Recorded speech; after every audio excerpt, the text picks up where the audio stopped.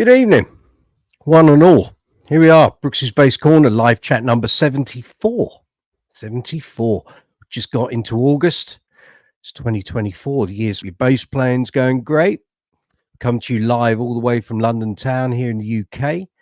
Hope you can see everything. Hope you can hear everything. We're on the StreamYard platform, which we've been doing for a couple of weeks. Hopefully everything is working this week. Spent a bit of time trying to iron out the gremlins, so hopefully it's all sounding good, looking good. Hopefully won't have any problems tonight. That can change at any time. So I hope you're all safe and well.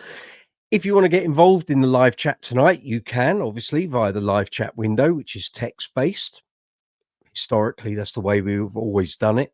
We now have the option for you to come on live by video. So if you want to get involved in the conversation, be here on the screen. We had 6 of us chattering away 2 weeks ago. So if you want to get involved, you look at the bottom of the screen, there's a ticker that says email brooksysbasscorner@gmail.com for an invite to join in on camera. You send me an email, I can then send you an invite. You click on the invite and you come on screen live by video if you dare. But we had a good chat 2 weeks ago, and there was a lot of ground covered, so feel free to get involved in that way if you wish. But I hope everything's good. Hope you're safe and well wherever you are on the planet. Hope your bass playing's going great. If you've not been on Brooksy's Bass Corner for one of our live chats before, we're talking bass guitars, bass amplifiers, bass effects, bass accessories, strings, straps, leads, cases, pedal boards, how to build a pedal board, going for your first audition, how to join a band, how to set up a band, how to record for the first time. If you're trying to build a pedal board, put one together, you don't know which formation of pedals, in what order the connection should be, come on in. We're a very friendly bunch. If I can help you, I'll try to do so. If I don't know the answer, I'll open it up to the fine people that come in here on the regular Tuesday night live chats. And if I don't know, chances are one of them will. So I can see we've got Visog. Good to see you, my friend. Welcome back. Nice JD on the thumbnail. Absolutely. It's here in the rack, just to my right. George Gandara, good to see you again. Welcome back. Good afternoon here in Chile. Nice to see you. Steffi from Germany, you've tuned in as well. Good to see you. Thank you for popping by. We'll come to you for an update on your bass lessons a little later on. So if you've, as I said, if you've not been here on Brooksy's Bass Corner live chat before, let me give you a little resume of how things work. So basically, we've got a chat window here on the right hand side of your screen. If you're on the mobile app version of YouTube, it will be directly below. If you're on the desktop version, it will be that way. Okay, so you've got the video window to the right, you've got the live chat window. You put your comments in there, press return, then they pop up on my window. So at the bottom there's a square box which says post a comment, or it does here on StreamYard. I can't remember what it says on YouTube. Let me just check for you. I'll tell you the right thing then. It says chat. But in StreamYard it says post a comment. That's the difference. So you put your cursor in there, type your question or comment, press return, it pops up here on my window, then I can reply to it. To the right of that, you'll see an emoji icon. Zabdi, good to see you. Give us some licks, man. That'll be coming up a little later on, my friend. I've got a bass ready to go. I think we've ironed out the bass sort of signal problems that we've had the past couple of weeks. When I've listened to the playback, it's a bit in and out. But I think we've sorted that now. So you'll get some licks later on. So lefty bassist David Gill, South Carolina. Good to see you, my friend. Welcome back. So yeah, on the right hand side of where it says post, chat, comment, you'll see an emoji icon. Feel free to hit the emoji icons as much as you like. It's a good indicator for the YouTube algorithm, for the channel, for the video. So it all helps. Next to that, you'll see a rectangle with a dollar symbol in. That's called Super Chat. All the videos here on Brooksy's Bass Corner obviously are free to watch. That's the way YouTube works. But we're a monetized channel. So if you want to help the channel, keep going. Help me to buy the things that I do the reviews of, the demos of, all the equipment, all the upgrades, the StreamYard stuff, which is how we've now got the new functionality. All of those things have to be paid for. So if you want to help the channel, you don't have to. but if you wish to, there's the super chat option on the live chat. So you hit that button, you can basically donate some money to the channel, and that keeps us going. The alternative method is the super thanks option, which exists here on every video here on the channel. So if you see a video and you like the content, or I answer a question that you might have, or I show you how to do something that you didn't know how to do before, if you want to help me, help the channel, super thanks is there on every single video. Underneath the video, you got the description box. In there, you'll find timestamps. So if you're watching this after the event, like tomorrow, next week, week after, in a year's time, there'll be timestamps there for everything that we talk about here on the video. So if you don't want to sit through the full 2.5 hour opus, you can either go in the description box, click on the timestamp, or on the actual time indicator on the video. When you put your cursor on the video window, you'll see a timeline with a selection of dots or sort of points, breaks. Those are the timestamps. If you want to jump to something that's at 1:05, you click on that and it'll take you straight through. Underneath the video, you'll find a thumbs up and a thumbs down. Please give the video a thumbs up if you'd be so kind. If you're going to give it a thumbs down for whatever reason, then please leave a comment so that I know what you didn't like or what you didn't enjoy or what wasn't working for you. I can only make things better if you tell me what you don't like. You'll also find there a save button so you can watch the video at a later date. There's the super thanks option, of course. You can share the video out to email, social media, websites. Feel free to share the video as much as you wish, and that goes for any of the content here on the channel. And please leave comments. That really helps me, helps the channel, makes the algorithm think you're really enjoying the video. So that's what we look for, really. So in the description box, we've done the timestamps. You'll also find affiliate links. So there are affiliate links there for StreamYard, which is the platform we're broadcasting the live chat on. There's affiliate links for vidIQ, which is my preferred sort of YouTube educational platform. There's a link there for Top Cashback, which works for the UK viewers. So if you've heard of Top Cashback and you don't know how it works, send me a comment or a message and I'll go through it. But basically, in the space of 15 years on Top Cashback, I've saved about £9,000. And over 21 years of using cashback sites, I've saved closer to about £13,000 or £14,000. So if you've heard of that before and wondered what the hell it is, that's what it does. So basically, if you're buying something online, you set yourself up an account on Top Cashback, click on the link for the retailer that you're visiting, go through with your purchase, and then you get a percentage back in cashback. And it can be very lucrative depending on the things you buy. The other thing, or the other reason for using my affiliate link, is when you go through with your first purchase, I think you get £10 into your account straight away. So free money, even if you just bought one thing and made a cashback purchase, you're going to get a free £10 into your account, which you can then either take out as an account transfer into your bank, or you can save it up for a voucher with, well, there's hundreds of retailers on there, so I tend to use mine for Amazon. It's a good way of paying for the Christmas shopping, because whatever you accrue through the year, stick that into your Amazon account and it's there for you to spend. Then there are affiliate links for Amazon worldwide, so not just UK and Europe, but America, across the globe. There's affiliate links for Thomann in Germany. Again, that's worldwide. There's Gear for Music, and there is Andertons here in the UK. So if you've got a bass-related purchase, maybe a bass, a pedal, accessories, amplifier, gig bag, strings, picks, leads, straps, all of that. If there's something you're thinking of buying, if you use the affiliate links here on the description box, that helps the channel. We get a very small affiliate commission, but it all goes into the same melting pot, and lots of small commissions become a big commission. And that's another way to help the channel. Right, we've done the affiliate links. We've done timestamps.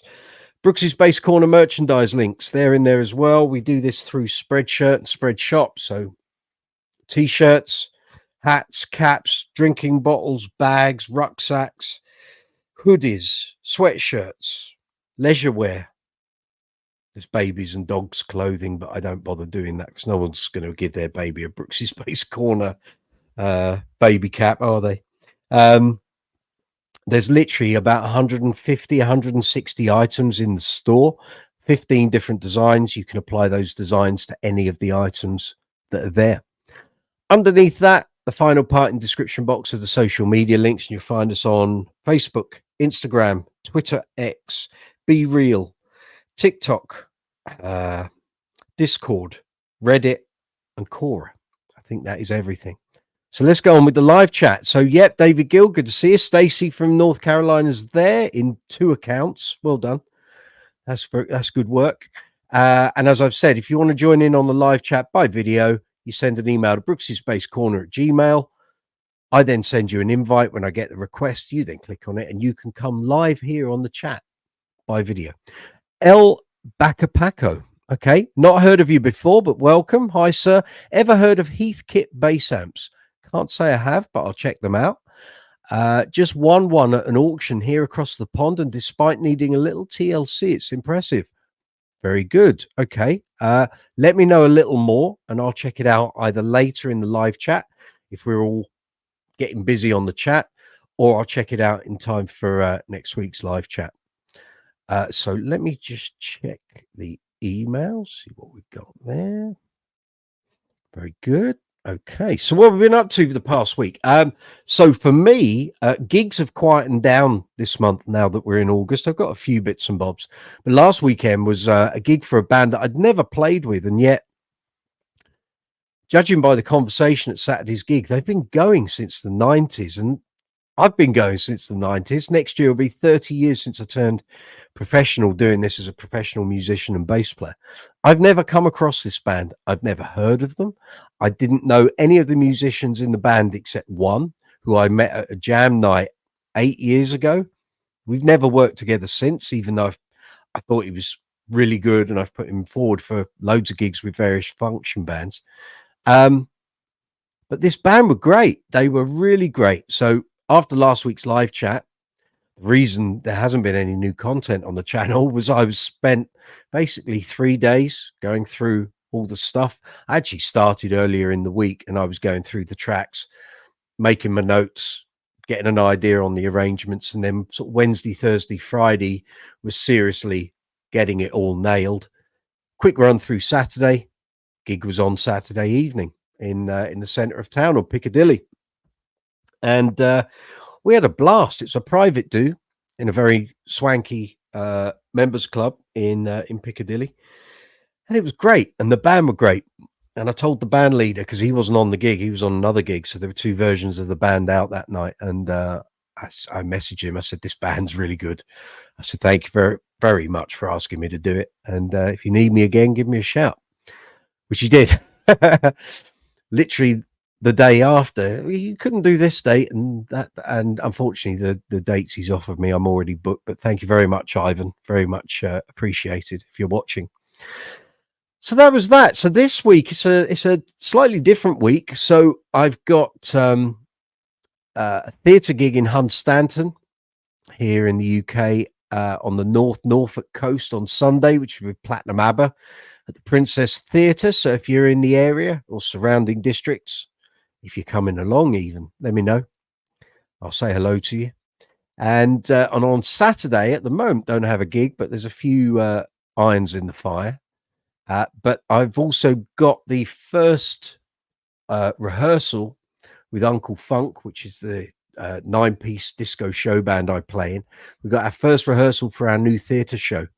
Whole load new of material for a new show that I think it goes live at the end of October. We got the first show. So we've literally got 2.5 months to pull it all together. We got about 10 or 11 weeks. So first rehearsal this weekend. So as from tomorrow, serious learning, getting parts done, deciding what basses I'm going to use. I may have to use a 5-string very regularly for these shows. So it's picking out the basses, and we're covering literally 40 to 50 years of dance classics. So from the tail end of the 70s right up to the modern day. And there's going to be a lot of different bass sounds, different bass tones. I'm literally going to have to dip into my bass arsenal and pick out certain basses for certain songs, because I don't think one bass is going to cut it. Because if you actually think from the end of the 70s through to now, there are so many different bass sounds. And I think I've got the the instruments to cover it all. Definitely got enough pedals, but if I need anything that I don't have, I will be getting online and checking some things out. But basically, I've got to go track by track, work out what bass I need, what effects and tones for that song. Some songs are going to need like radically different sounds for different sections in the song. And there's a lot of keyboard bass as well, which I'm not a keyboard playing bass player. So it'll be on a bass guitar. I've just got to cover what was done. So it's going to be fairly full on. The guitarist in the band's got an easy gig, put it that way, as have the horn section. But for bass, drums, and keys, we've got a lot of work to do. So Saturday's the first one. It's going to be hard work, I can tell you. There's a lot to get our heads around, but we'll fashion it into a show, and hopefully it'll all go great. Fingers crossed. So we'll see. We will see. Let's see. There's some messages there. Stacy, logged on at my PC initially, but now on your phone. Very good. Zabdi, best jazz bass under 500 quid. Ooh, now. Where are you based? You can see 500. Is that $500, 500 euros, 500 pounds? There's a question there. See, 500 pounds covers a lot of ground. So I would say, if you're in the UK, probably the Bass Centre Jive bass. But if you're going to go into second-hand territory, I would say a Bass Centre Betsy. I'm going to say it because people who watch the channel know I'm a big fan of the Betsy bass, which I can pull it out of the rack if you want to check it out. So this is a copy of an authorized copy of Guy Pratt's 1964 jazz called Betsy, which he bought from John Entwistle, of course. Let me just see what I'm talking about. So brand new here in the UK, this will cost you £650, but you can get them secondhand 500, 550. I think I've seen one go for 450.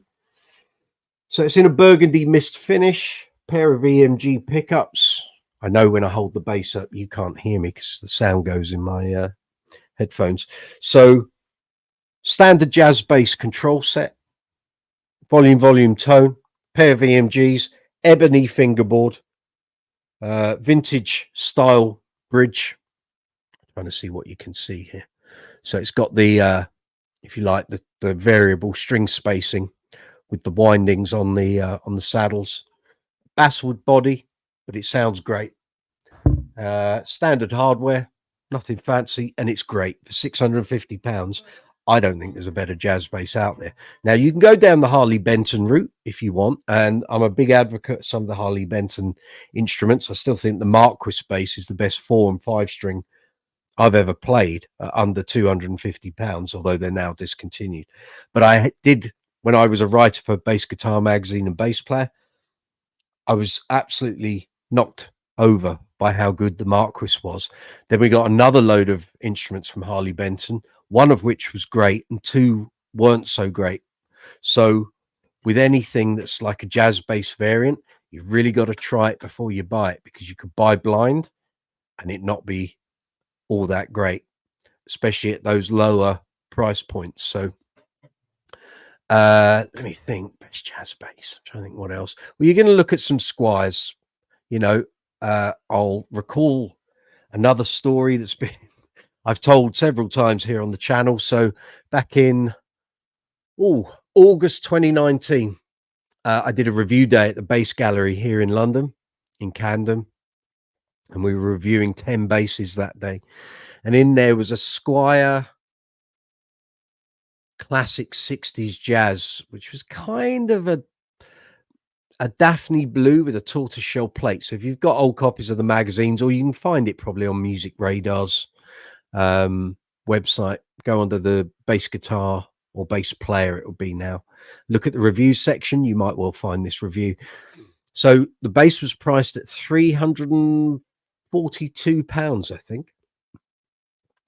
It shouldn't have been anything exceptional. And as with anything Squire, I will always say, go to a store that's got several. If you're looking at a specific model, make sure they've got several examples of the same model, because they're not all going to play the same. They're not going to feel the same. They're not going to sound the same. Anyway, that bass that I reviewed was outstanding.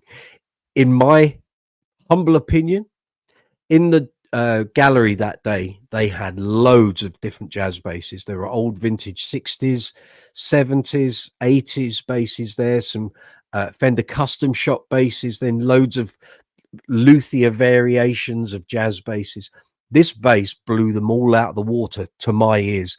It was everything a really good 60s jazz bass should be for £342. Now, another kid could go in, that bass could have sold, and they put another one up on the stand, and it might not have played half as good.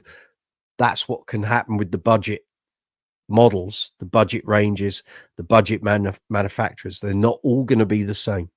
So if you can, go to a store that, if you're checking a cheap bass out, ring them up or have an email chat with them and say, have you got several examples of a Squire, an Ibanez, a Yamaha's cheaper range, so you can test 2 or 3 examples of the same bass.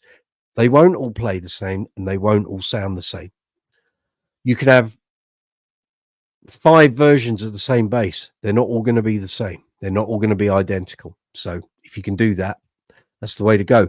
So best jazz bass under £500. If you said under £300, I'd say you're probably looking at Harley Benton. But again, if you're buying from like in the UK, you have to buy Harley Bentons from Thoman's. You can't check it out before you buy it. But with Thomann, if you don't have a good instrument, you have the right to send it back. So, you could say to them, well, send me another one and hope for the best. But under £500, yeah, the Jive bass by the Bass Center, which is their standard jazz bass variation. And then, like I say, for £650 in the UK, you can have this Betsy. I think for like American buyers, it's like £500 because you don't pay the VAT. You got to pay the shipping, of course, but you won't pay the VAT. So that would be my call on that. Thank you for that question, Zabdi. Nice one. Vissog, what fivers have you got to choose from? Am I pulling all these out the rack? I guess I am. Let's do this. So obviously I'm going to be off camera here because I've got to keep getting up and getting down. So I've got to take the headphones off as well. Give me a moment, gang. So 5 strings, you say? I might as well go straight off the rack. So first one is going to be this little beauty. You saw this only a couple of weeks ago, I think. Let's hang those up so I don't knock those off, which would be a real shame. Right. So I need to get a clip-on tuner. Bear with me a moment.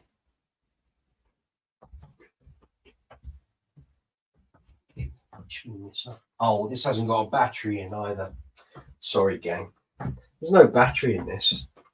I don't keep batteries in my basses that aren't being used regularly. Fear of corrosion. I'll tune it up. You'll be able to hear me play acoustically a bit, I guess. Bear me a moment. Shouldn't be too far. No, it's not that bad.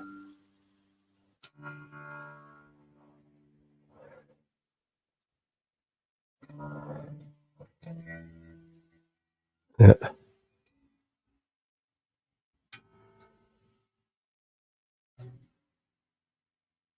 Oh, it's just they're all a little sharp. We did have a lot of hot weather the past week or so. No, that's a B, not a C. Come on.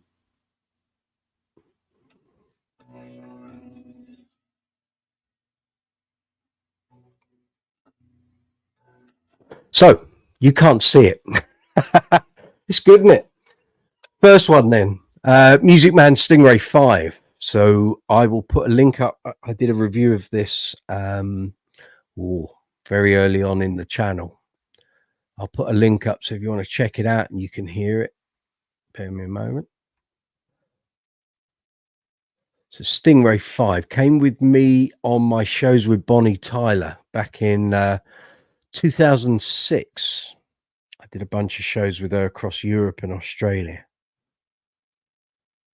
Where is it? Here it is.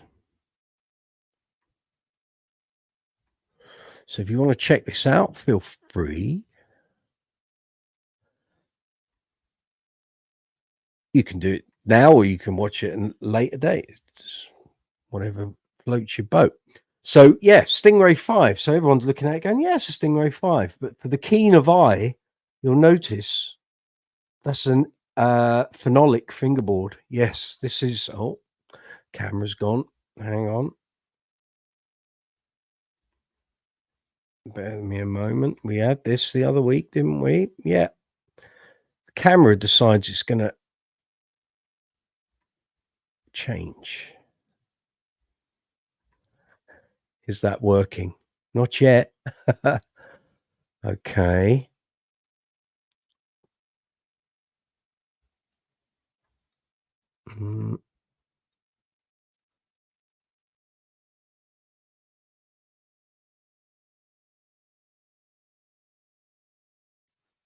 Here we go. We're back. So actually, let's just make sure it's the right camera. Yeah. Right audio. Yeah, good. So yes, phenolic fingerboard. Yes, this is a graphite status neck, or status graphite neck, whichever you want to say it. 6-bolt. I think this was like a 1998 model, Honeyburst, that's called. I changed the scratch plate. It just had a standard 3-ply white, black, white. It's now got a perloid that was put on very early on after I got it, and it plays great. It is what it is, Stingray 5, but with the status neck, it's got a little bit more punch.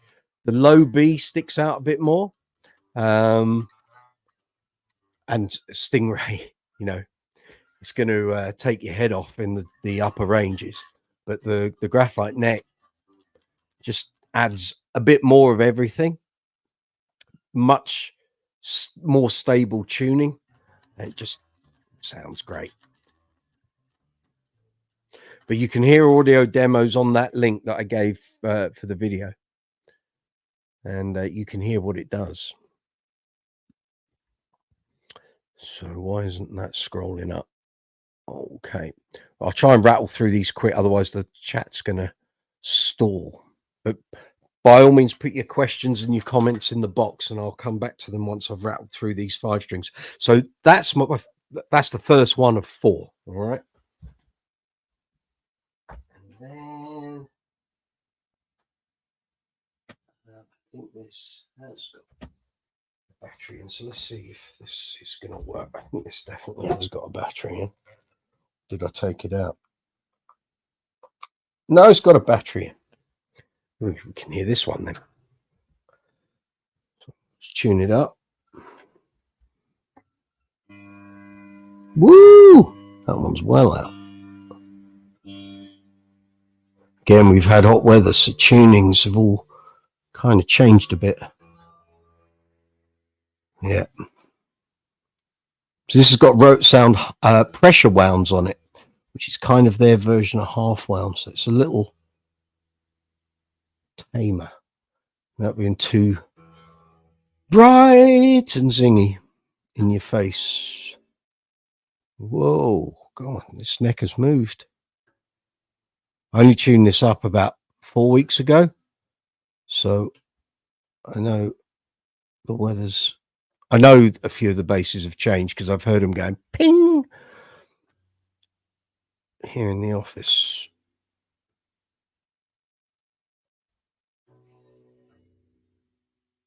Okay, the low B's close, so that will do. Right, let me stick the headphones on, make sure I can hear it.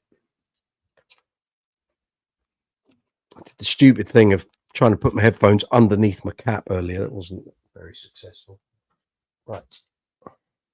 So, again, I keep forgetting you can't see it. So it's a Lakeland 5502 Skyline.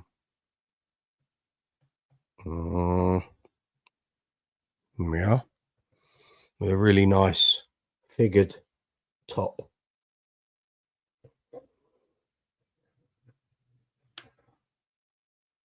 A beaut. So, yeah, hopefully you get that pop for a start. There we go. Might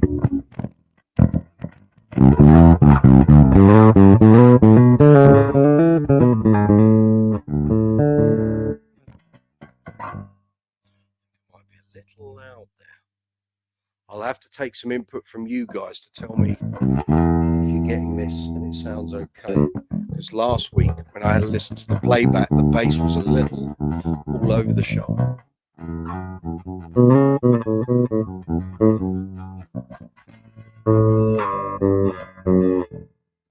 trying to remember how what does what here. Pick up pan volume, lovely. And we've got the EQ. That's the passive. That's the bass, middle, treble. Very good.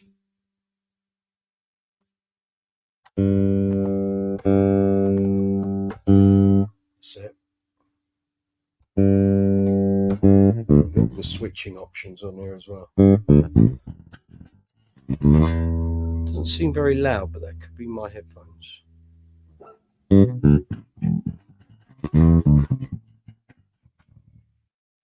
So let's just make sure I'm not missing any. You're back. Coming through clear. So does it sound okay, or is it sort of fading out?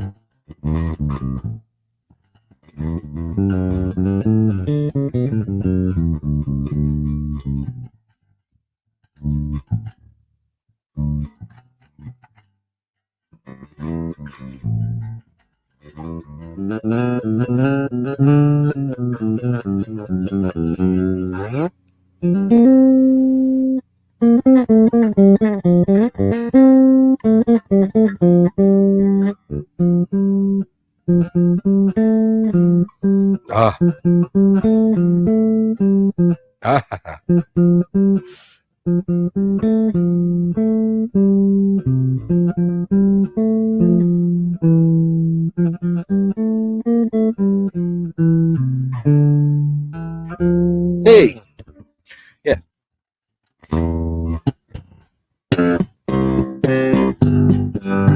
Oh.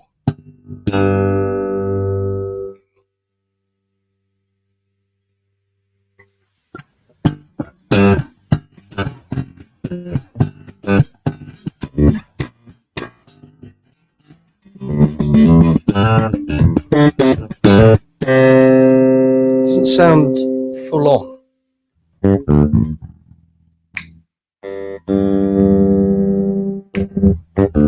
better.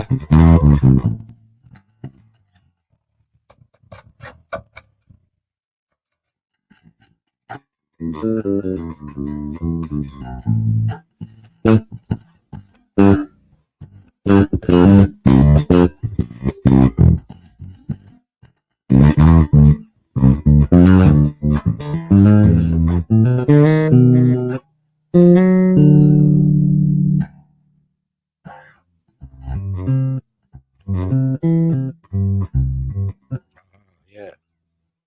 Yeah.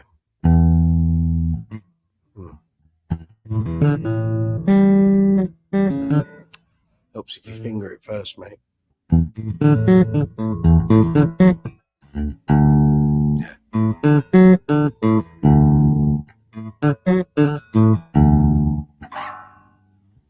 it's been a while since I've done any of that.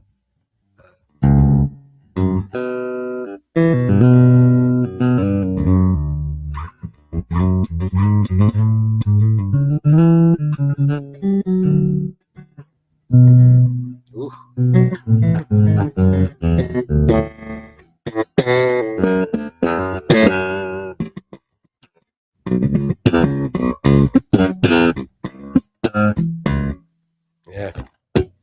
play this very often. You probably noticed. So there's that. Let me just unplug that, take the headphones off. Now the next one's a cracker, and I have a feeling this might well get the vote for the theatre show. So let's yeah.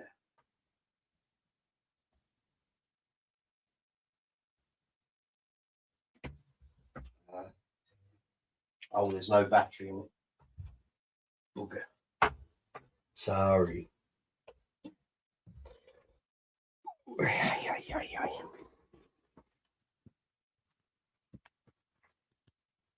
So this dates back to my time doing the Bonnie Tyler shows as well, but I bought this to take it out on the tour and then didn't use it because the Stingray sounded more like the bass that her bass player regularly used, and all the Deps used Stingray 5. So this, no, stick with that. So I bought this. So it's a 5-string GB Rumor. Originally made for Lawrence Cottle as a prototype for him to decide what he wanted in the basses that Bernie Goodfellow was making for him. This was one of about 5 or 6. Anyway, for whatever reason, he didn't want this, probably a bit too showy, although at the time it wasn't this color. It was like a chocolate brown, same color as the walnut laminates. And I didn't like the brown, but I knew what a great bass it was. It sounds amazing. So 35-inch scale, matching headstock, of course.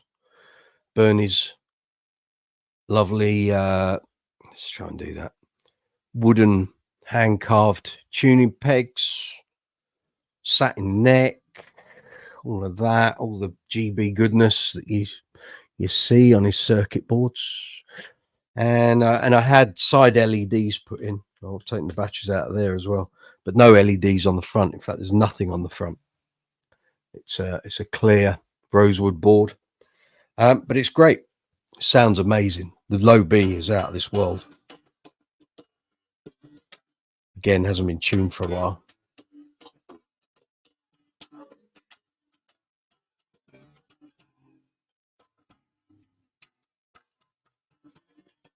It's got a very broad fingerboard, a bit like some of those wide Warwick boards that you could spec. But anyway, string spacing's lovely, and it plays fabulous.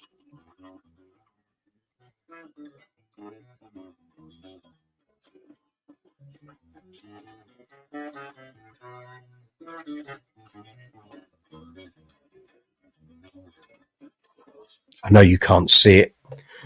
Hopefully next week the camera will be set up at the other end of the office. We'll be doing this on the main desktop machine rather than my laptop. So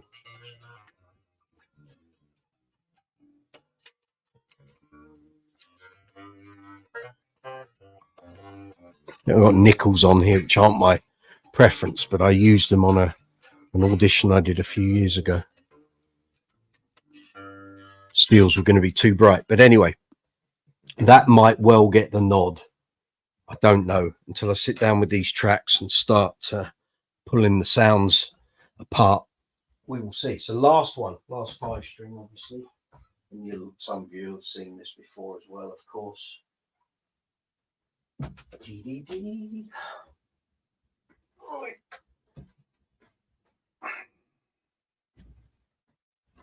And this has got a battery, as far as I recall.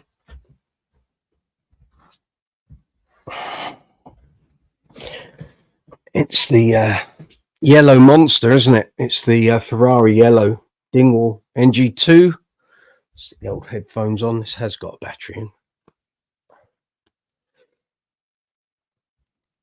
Obviously, the older version of the NG3 with the 3 pickups. It's got 2. I'm perfectly happy with that. Right, get ready. It's going to pop. Bang.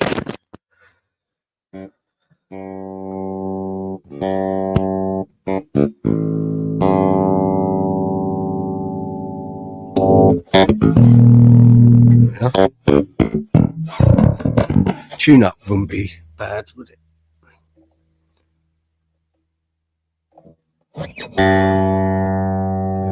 me? Oh, well out. See, I dropped the tuning on this by semitone, that's right.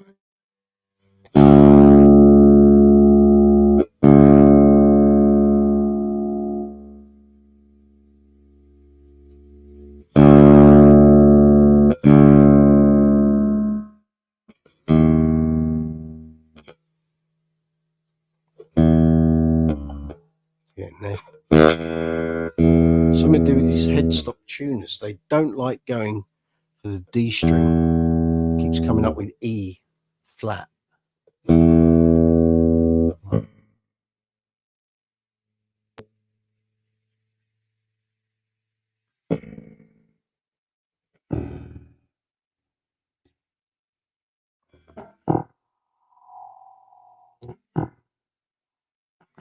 Really? Yeah, it was all semi-toned down.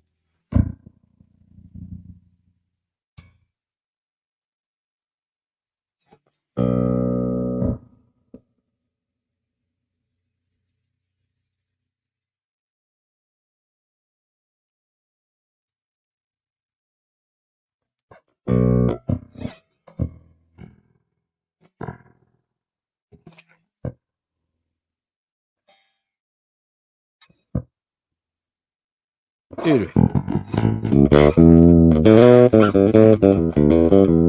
think this might sound a little too growly and mid-biased for a lot of the dance tracks I'm going to be doing. But we'll see. I mean, they've got various settings on here. You've got the parallel series thing.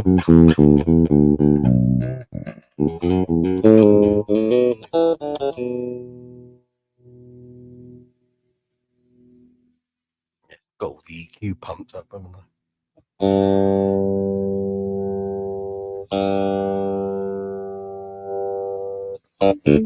Obviously, it's got the tone capsule in it from Dark Glass. Just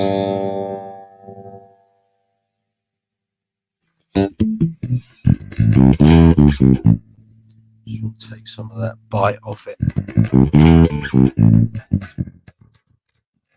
But then you see some of the dance songs with keyboard bass with it. It's a very tight, very compressed mid-range. This might well be the bass of choice. Oh. No, the fan frets don't give me any grief. I don't have a problem with that. The thing I learned with fan frets is look at where the fret end is on the neck. Don't look at the front, look at where the fret end is. That's all you need to know.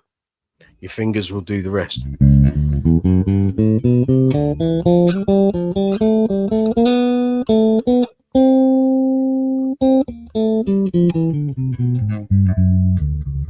Ooh.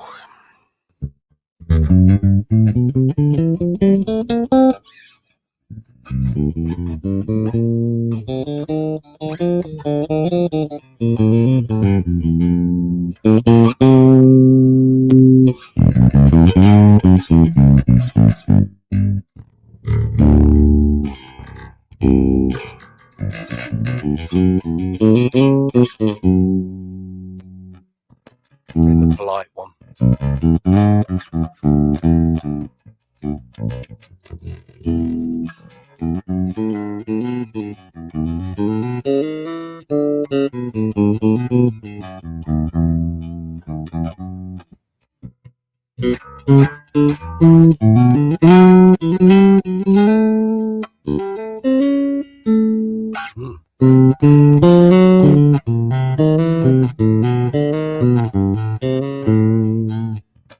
I know it's very boring. You can't see what I'm doing, but it's there, I promise you. Anyway, so that's the choice of basses for that show. So let's go back in the chat. Let's see what you've written. What five you got? Right, Zabdi. If you got little money and want a great 5-string, get a Spectre Legend standard 5. Yep, very good choice. Spectre Legends are great. A lot of bass for your money. Vissel, didn't Dave Gilmour give Guy a bass as a wedding present? Yes, he did. Betsy is a different one. So Guy bought Betsy from John Entwistle. The bass that Dave Gilmour gave Guy is the Sunburst 62 Jazz that you see on his videos on his channel. So the Sunburst one is the one Dave Gilmour gave him on his wedding day, I think. And Betsy is the one that he bought from John Entwistle. I made a mistake in my video and my review. I had misunderstood. I knew Dave Gilmour had given him the 62 Sunburst for some reason. Somewhere over the years, someone had mentioned that Entwistle sold the bass to Gilmour and then Dave Gilmour sold it to Guy Pratt. That wasn't the case. Misreporting on my part, but only because I was sure I'd heard that from someone else. So no, Betsy's one bass that Guy bought from John Entwistle.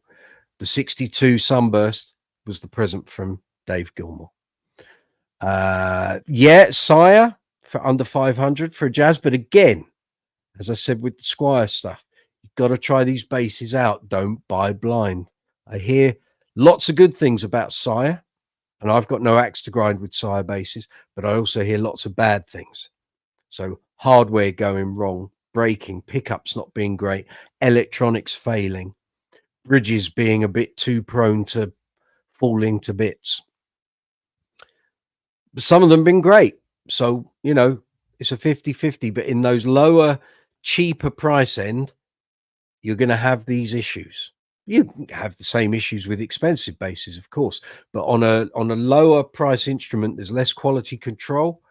And I mean, good, you get all those tags with signatures, quality control checked, you know, and the neck's like a banana, or the one of the machine heads is rattling, like the Yamaha BB235 that I had for review. Again, the video's on the channel, and it appeared here for review. Sorry, I'm looking at the screen, not the camera. I'm sorry. And the machine head rattles. Again, if you check the video out here on the channel, demo and the review, you'll hear the same thing. If I play an open note on any of the strings, the B string tuner rattles like crazy until you put your finger on it to stop it rattling, and then it's fine. So those things can happen. George Gandara, Squires are superb for their price tag. I own 2 short scales. Yes, you do. A Bronco and a Mini P. Also the Ibanez Micro that we talked about last week, of course. If you're looking for shorties, go for it. Excellent. Superb. Actually, while I'm just scrolling through the messages, anyone? Oh, you want to? That's the thing about the Heathkit amp. From El Bacapaco. Thank you, sir. Did you want to come on the live chat on video? If you do, just send me an email again saying video request, and I'll send you an invite. Bissog, let's have a look. Oh, Stingray 5 Classic. Yep, done that. Then I've posted the review. Sound's still on. Excellent. Stacey Ann, now you've got it. You're back. That's good. That will be the Stingray and the Lakeland. Yeah, coming through. It's not fading out. Coming through clear. Love the sound of this bass. Thank you, Steffi. Yankee Doodle. Yep. Low end distorts and cuts out. Okay. Now it's fact. There's clearly there's definitely some things that go on with this audio interface. Because when I sit here for like an hour before we do the live chat, everything is fine. As soon as we go live into StreamYard, there's something between the interface and the StreamYard software starts to not play ball. There's a distortion. Bernie. Yes, the GB. No sound. Hi, sound. Jerry Blair, good to see you. Welcome back. Sounds back. Stacey's grabbing a drink. Be right back. You lowered the tuning on a Dingwall. Yes, I had to do a video demo for the guitarist in one of the Queen tributes I played during lockdown, and he was playing semitone down tuning, whereas I try to keep all my basses in concert as much as I can. And he didn't want me using the drop pedal. He wanted the Dingwall. So I was filming video clips for him for a video he was putting together of some of his original material. And he wanted a video of me playing 2 songs with the Dingwall. And I think it was semitone down. It may even have been a whole tone down. And I haven't used the Ding. Oh, no, I did use the Dingwall on a gig. What am I talking about? I used it on a couple of Uncle Funk shows when we came out of lockdown. So clearly I've done something with it since where I had to be a semitone down. and that's why. But it's now back in concert.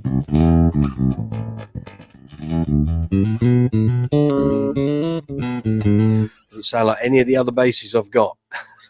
And I love the yellow. You know, graphite plate, carbon plate. So yeah, had to lower the tuning to accommodate what the guitarist wanted. Although it wasn't, there was me recording live with sound, but he was using the bass on his recording, and he just wanted video footage of me playing along. So that's how that kind of worked out, really.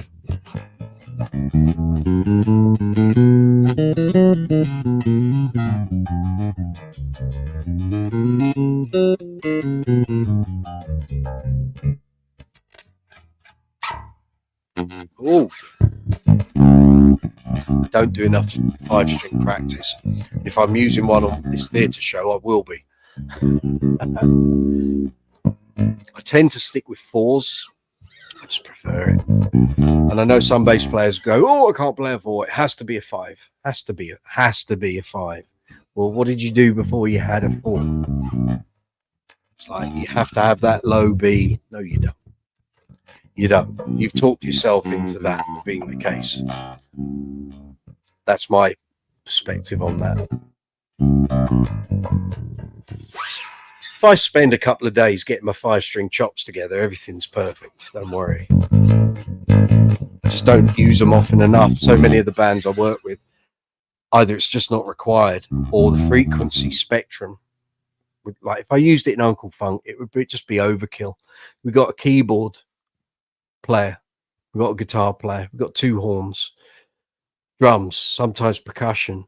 Then there's sub bass tracks sometimes on certain songs and effects, and a low B would just gunge everything up to my ears. But there we go. There we go. So what's the news? What's everyone been up to in the last week, or since you were last here on Brooksy's Bass Corner? Let me know if you've bought any new gear, new purchases, new bass, new amp, effects, tried some new strings perhaps.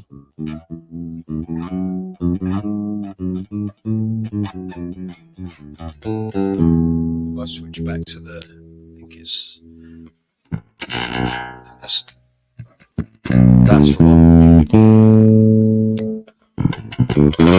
That's parallel. That's serious. That's the setting of choice. I think we're up to date with all the messages. Very good. Let's just check anyone wants to come on the video. I don't think so. Thank you, El Bacapaco. I'll check out that Heathkit amp. Thank you. So yeah, so here we are. So this is live chat number 74 here on Brooksy's Bass Corner, coming to you all the way from London town in the UK. We've had a day of rain, first day of rain for a week or two. So it's been a little surprising, but we're due some good weather for the next week or so. Although possibly Thursday we might get a bit more. Who knows? The weather's so up and down this summer. Up and down like a tart straws. It has been said.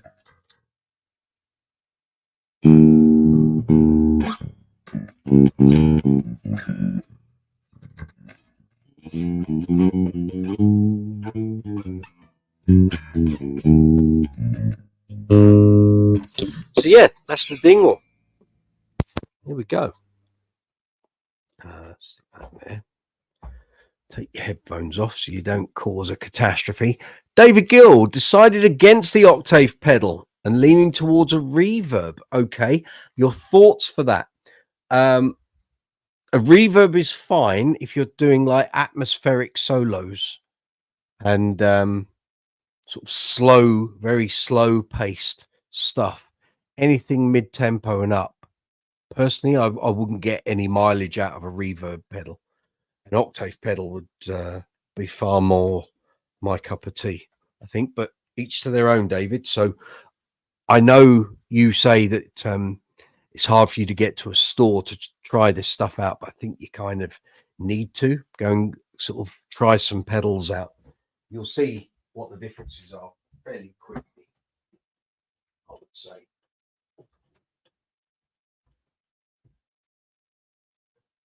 Oh, there we go.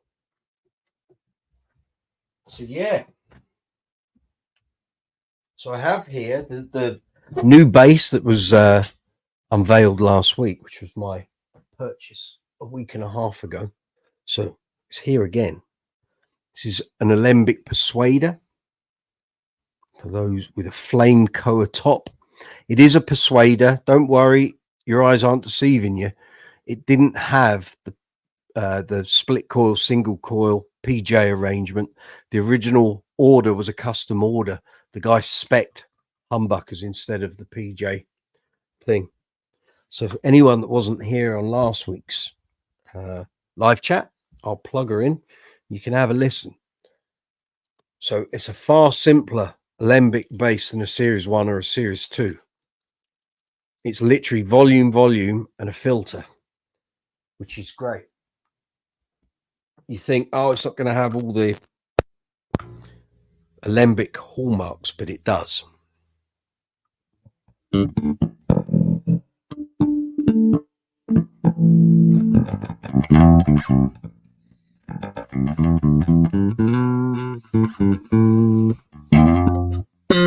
Strings are a bit past it, but we're getting a workbench video very shortly. I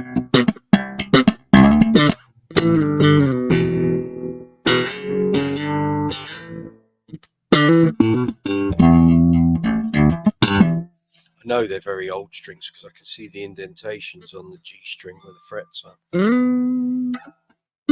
These are old nickel rotos, we think, or me and the previous owner think anyway.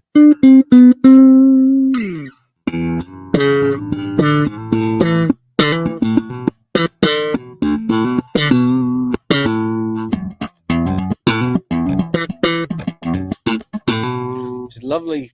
I'll say lovely. It's not lovely. It's not what I was thinking.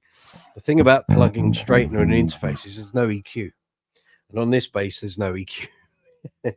I've literally got the filter. So if I want bass, I've got to wind off the back pickup.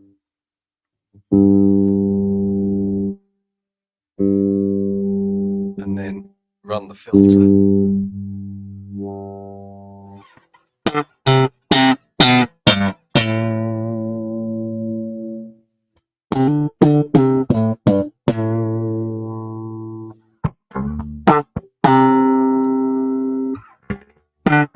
This is a good bass actually to learn what filters do.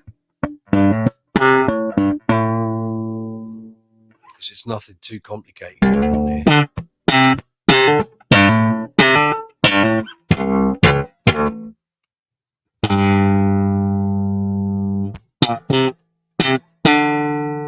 Okay, so with the low filter cut.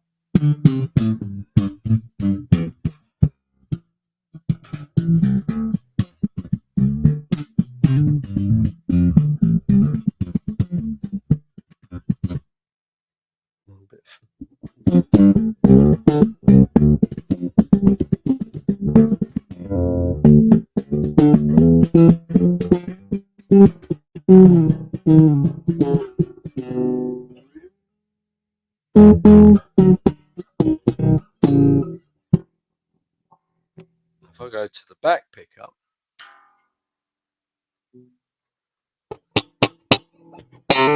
far twangier.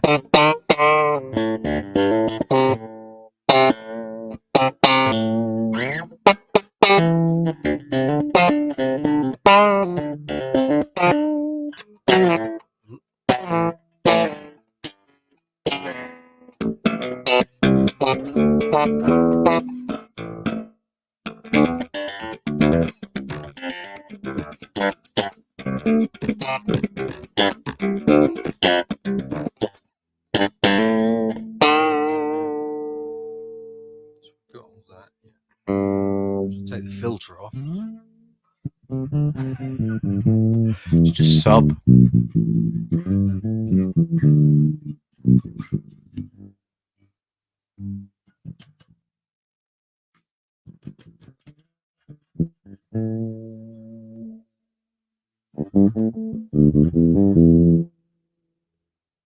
So I'll give you the full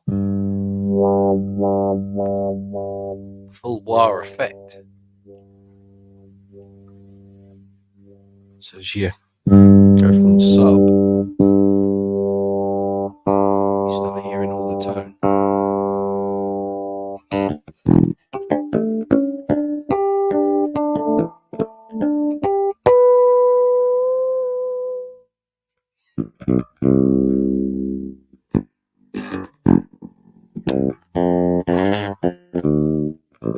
Strings are dead. Cool.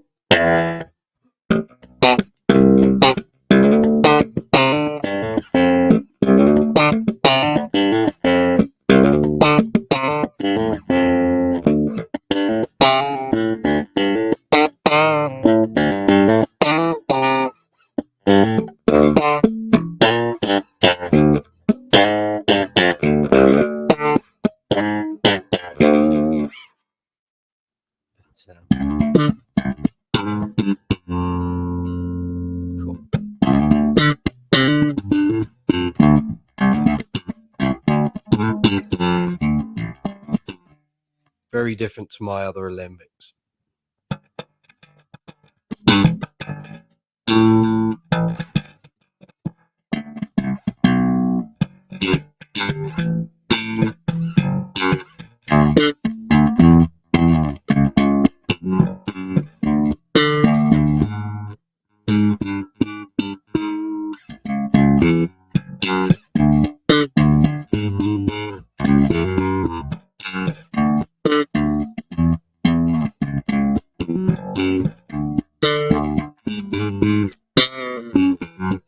Anyway, so that's what this bass is doing. Very pleased with that.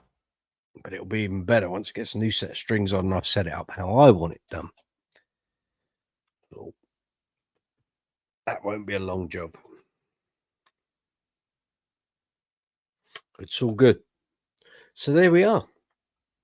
So if there's anything else in the collection that you've seen on previous videos and photos and stuff on the channel, let me know.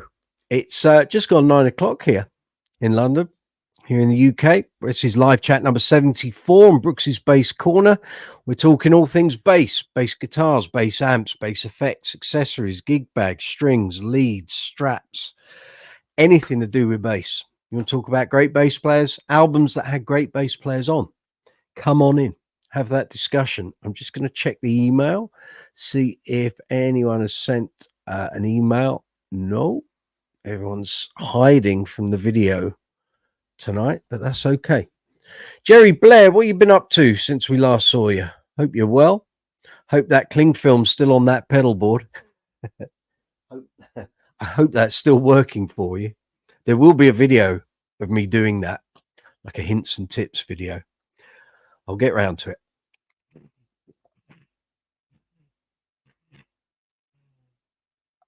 It's on my list of things to do for the channel. So that will appear at some point.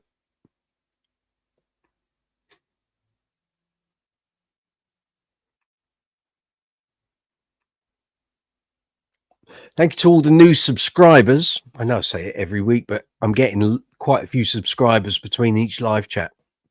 It's been a fair upturn in the past week. So if you're one of the new subscribers, thank you very much. Thank you for joining in. Thank you for joining the tribe, so to speak. Hope you find something of interest here on the channel. Thank you for all the shares, likes, comments over the past week. Very much appreciated. Because without you guys, I can't do it. It's just me producing videos and I'm just going.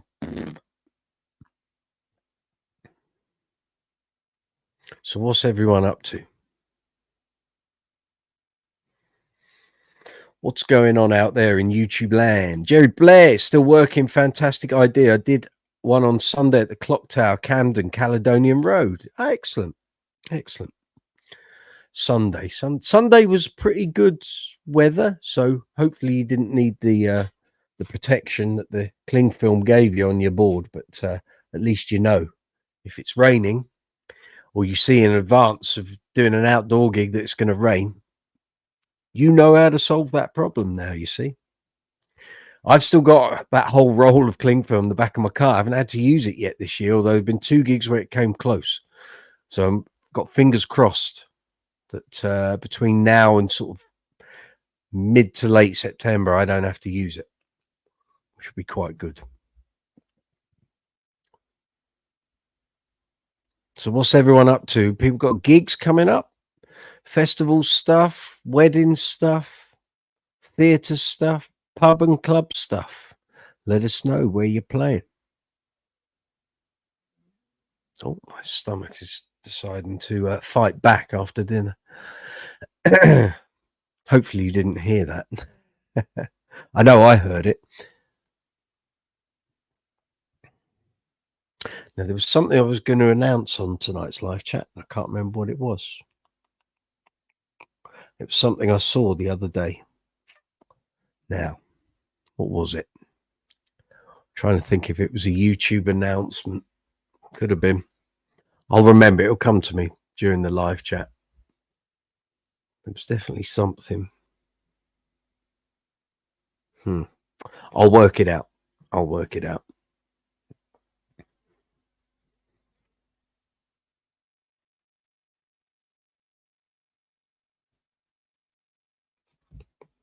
Let's just see how we do it.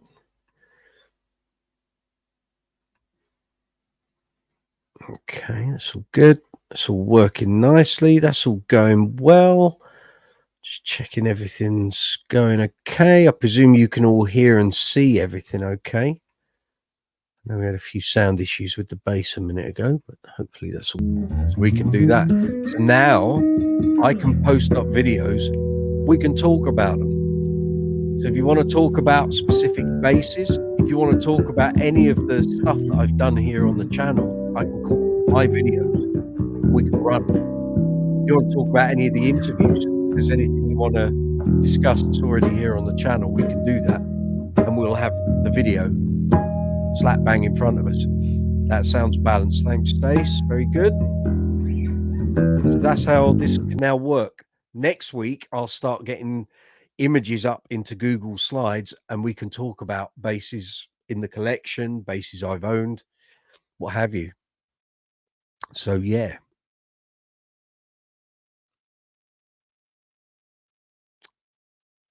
So these are the possibilities, you see. Let's see if anyone's coming in on the video. No one sent an email yet to join in on the live chat. It's okay though. We can stick to the text version. It's fine. If you want to join me here on the live chat by video, feel free. Just need to send an email to, if I put the banner up, send an email to brooksy'sbasscorner@gmail.com. I'll then send you an invite by email. You click on the invite and you come through by video. Neoland, all the way from Holland, I think. Holland, Belgium. Holland, I think. Good to see you. Welcome. Been watching some of your videos lately. Very good. Check his channel out. It's very good. Hope you're well. Long time no see. So we're now, as you'll see, Pete, we're now on the StreamYard platform, so we can have videos, audio. You can actually join in on the live chat by video. If you want to do that, send an email to brooksy'sbasscorner@gmail.com. I'll send you an invite. You click on the invite, and then you come through onto the live chat. It's as simple as that. So I'm just checking what the visuals look like. If I do the, right, that's just for live chats. That's for video. That's for video. That's for video. That's for video. And that was the one that I did earlier. Right, got it. All makes sense. Holland, it is indeed. Excellent.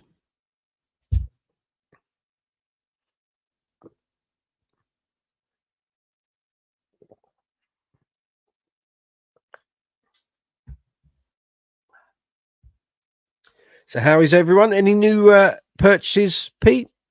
New basses, new effects? Anything happening over your way? Let me know.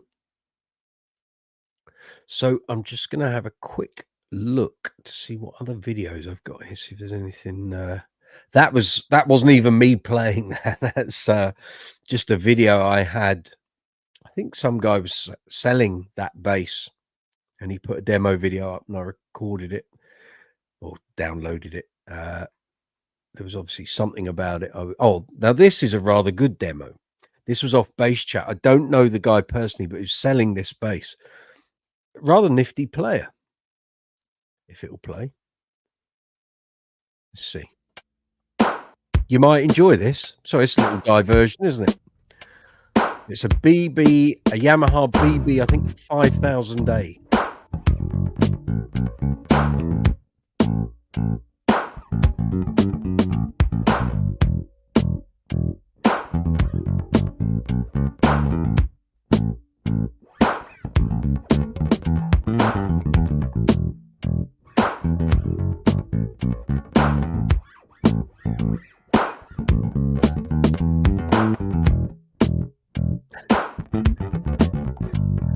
Great, isn't it? I film a live chat with other people's videos.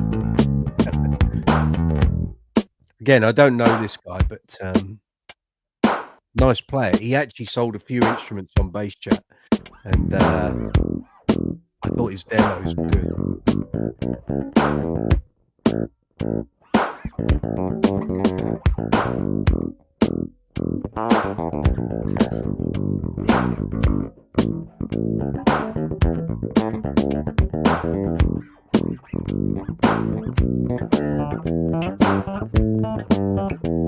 Jeffrey Boyle, good to see you. Welcome.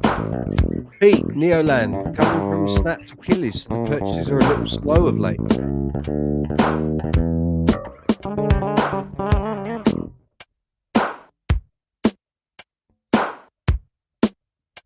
This bass sold quite quickly, no surprise.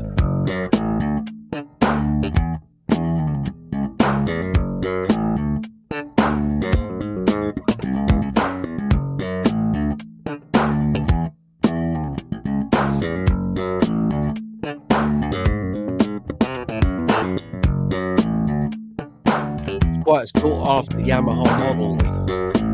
You don't see many of them.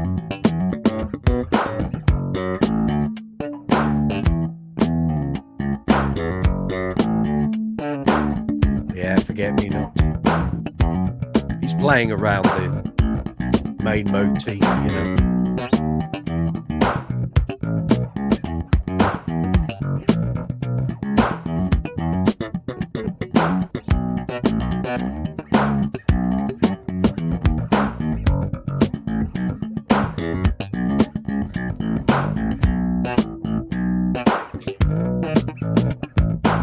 Isn't it? These were just clips I had on the hard drive, and I just thought, well, these are tester videos, so it's clearly working, so that's good.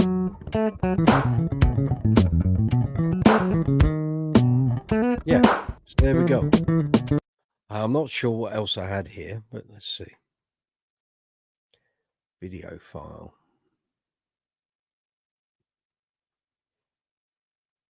Oh, no, I have no.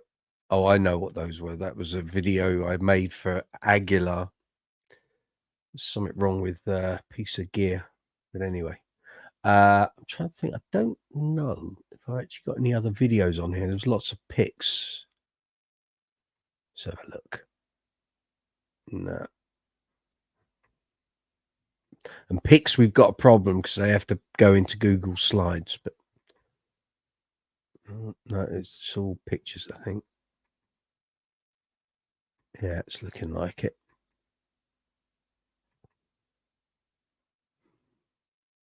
Oh, well, at least I've surmised that videos is a possibility. So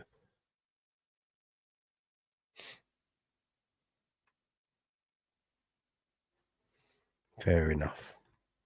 So yeah, so that's possible now. So we can put up videos. I can put anything up that I've already created here on YouTube. If there's something in a video, I could just call up that video and talk about it. It's cool. So yeah, there we go. So that's all possible now, which is it's great. So the conversation can expand a little. So if there's anything you want to see or want to talk about, bass wise, video wise, not necessarily on my channel, but just generally, let me know. And if I've got stuff on my hard drive, I mean, God, I've got gig videos, I've got all sorts on there. Bass wise, and I've got old videos from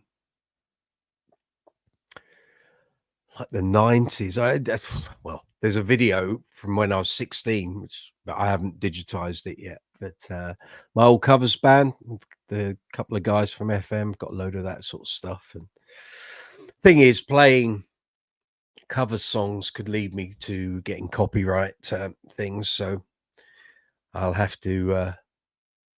I guess actually we can use that stuff if I'm talking over the top of it, because that will be seen as educational. So there's possibilities. It's a full multimedia experience. It is.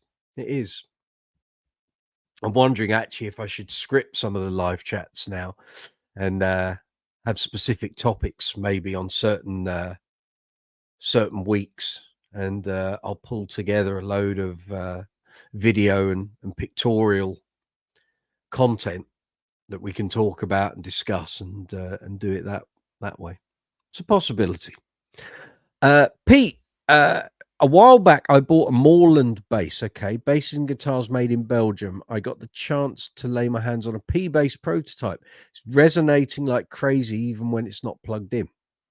Really great bass. Excellent. What strings have you put on it? Have you put flat wounds on it, or are you going for the full steel round wound experience there?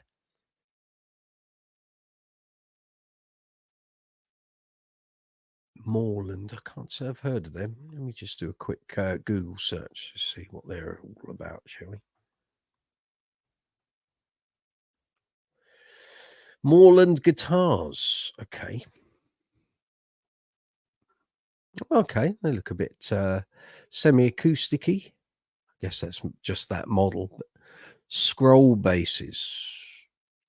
What is that? Scroll. Oh, right. Okay. Mavericks.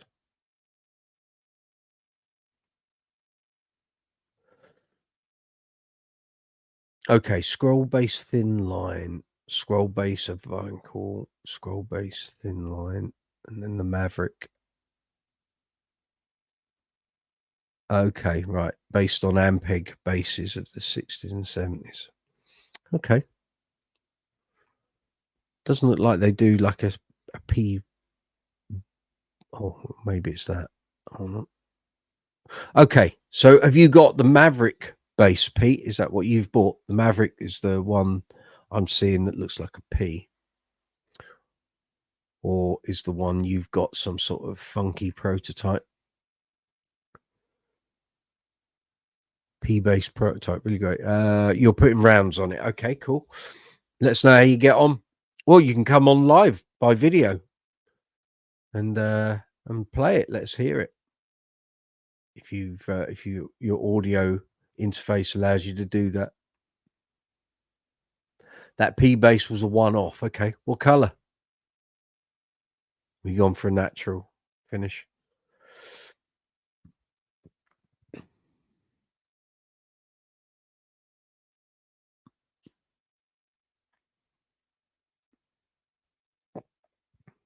See, this is the joy of StreamYard, is that we can start using videos and photos and what have you.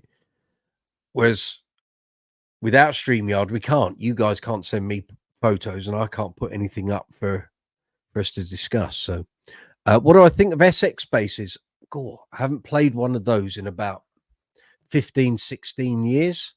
But I know they're widely well regarded as a cheaper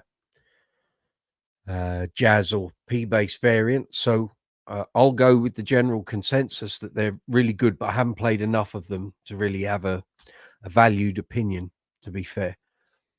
Have you got one, Keith, or are you looking at them? Neoland, green with a lot of wood grain. Very nice. So probably not unlike the base that's on their webpage. Hold on, go back a bit. A bit like the green one that's on the far left, the scroll base thin line. Would that be that sort of green?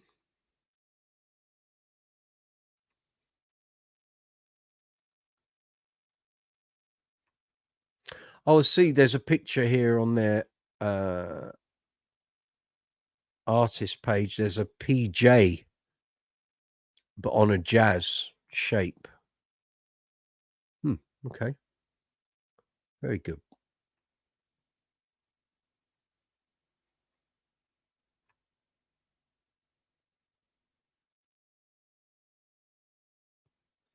Very good. I'll keep an eye out, see if we see some more of those, Pete. You can do a review of it on your channel. Keith, no, but my local store really only has SX bases, but I hadn't heard of them. Yeah, if you have a look on Base Chat, there was quite a thread about them years ago, probably about actually more than 15 years ago. It's probably like 2009, 2010, 2012. So they have a lot of fans out there. I just haven't played enough of them to really have much of an opinion on them, but I know they're sort of well regarded as a budget instrument. I think they're Japanese. I think. Could be wrong. Let's have a look.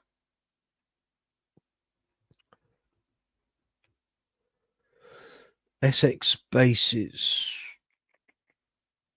SX guitars bass.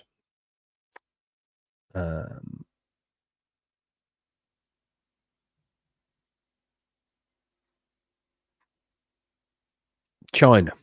Okay. There's plenty of good instruments coming out of China, that's for sure. See, PMT have got load as well. Okay, cool. George Iliadis, good to see you all the way from Broad Beach down in Australia. Good to see you. Hope you're well.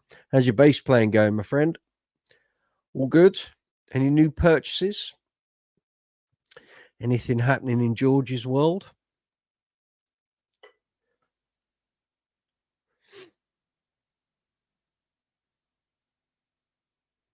What's happening in George's world of bass?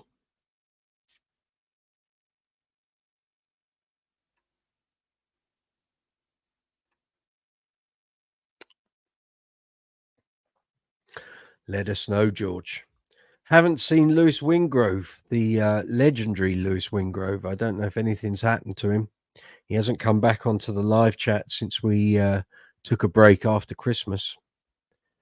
Hope you're out there, Lewis. Hope everything's okay. I've got this worrying feeling that his pedal board got so big it fell through the floor of his flat. I could be wrong. But hope you're okay, Lewis, if you're out there. If you see this at a later date.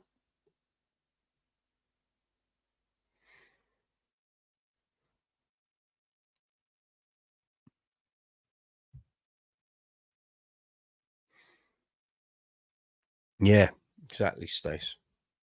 Let's hope, hey.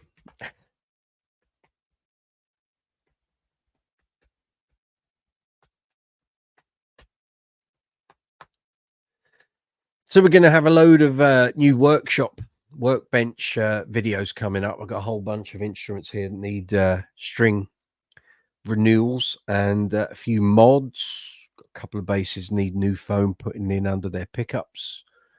Be getting those done very shortly. Had a bit of a busy time last couple of weeks, and once we get kind of into the middle of next week, things sort of settle down a bit. So then I've got like about 5 or 6 weeks before it gets sort of scarily busy again. So new content on its way.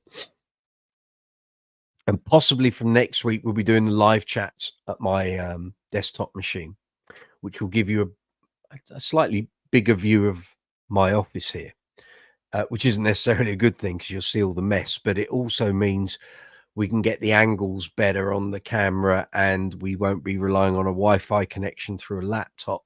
We'll be running from the desktop. which has a wide connection online. So hopefully all the little gripes and gremlins, hopefully, fingers crossed, will start to disappear.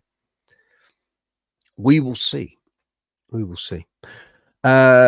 George, hi. They're all going well. A question: 9-volt Kubicki versus an 18-volt. I purchased an 18-volt a few years ago direct, considering a 9-volt. Any thoughts? Well, I know my pink one is 18 volts, and I think my white one is. My white one is an 88 made by Phil.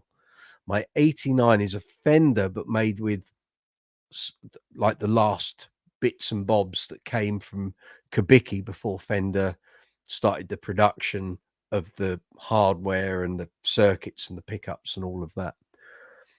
I can't remember what the white one is. I think it's an 18, but it could be a 9. I can check if you want. I'll do it, right? I'll check it because I've got a screwdriver over there. So I'll pick the base up and I've got to take the back plate off. So hold on and I'll tell you what I think. I'll tell you what the differences between the two bases are. So 2 seconds, George. Get the screwdriver.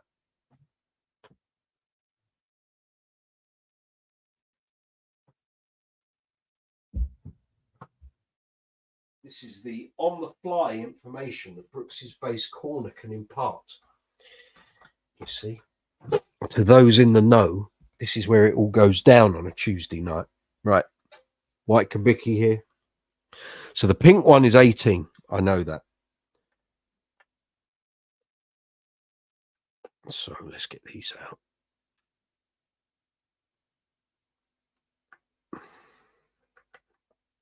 And I will tell you, I have a feeling this is an 18 as well, but it could be a 9. I could be wrong. I lose track of all these things with all the bases and stuff. And hecticness of life. Dawson Walters, good to see you. Hey, Brooksy, I've seen Billy Talent a few days ago. Wicked bass sound. Billy Talent. Do you mean Gary Talent from Bruce Springsteen's band? Who's Billy Talent? I don't know. Is that a Canadian player I'm unaware of? Let's just check. That's Dawson. Let's see if there's any emails. Anyone requesting coming on to the video chat? Right, here we go, George. Backplate's coming off. It's an 18-volt as well. So I don't have a 9. However, there is another Kubicki in this house. And I haven't checked the battery compartment. I will check it. And if it's a 9, and I know that bass is a 96, I will check it and plug it in and try it. And I'll let you know on next week's live chat. Remind me, George, remind me. If you come on to next week's chat, remind me, have you done the Kubicki? And I will try and make sure I do it between now and then. So the two differences between these two Kubickis that I have, the pink one and the white one. So the white one is an August 88, very good month. That was the month I saw Prince at Wembley Arena on the Love Sexy tour. So it's an August 88 made by Phil in his factory, but the license had been signed with Fender, but they didn't take over production yet.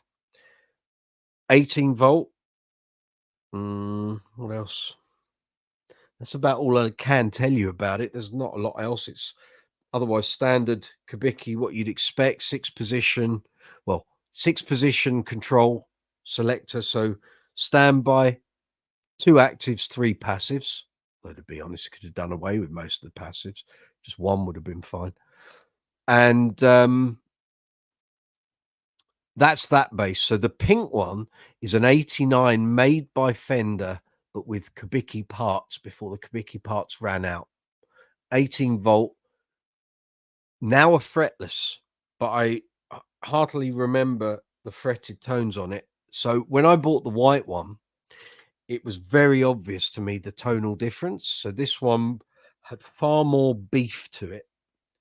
And I mean, I'll plug it in for you now if you want. You can hear how this sounds now. So I've been using this on the pedal straight out of the box videos recently. So give me 2 seconds and you can hear what this one's all about. So when I first got this, to me, it sounded exactly what a Kubicki should be.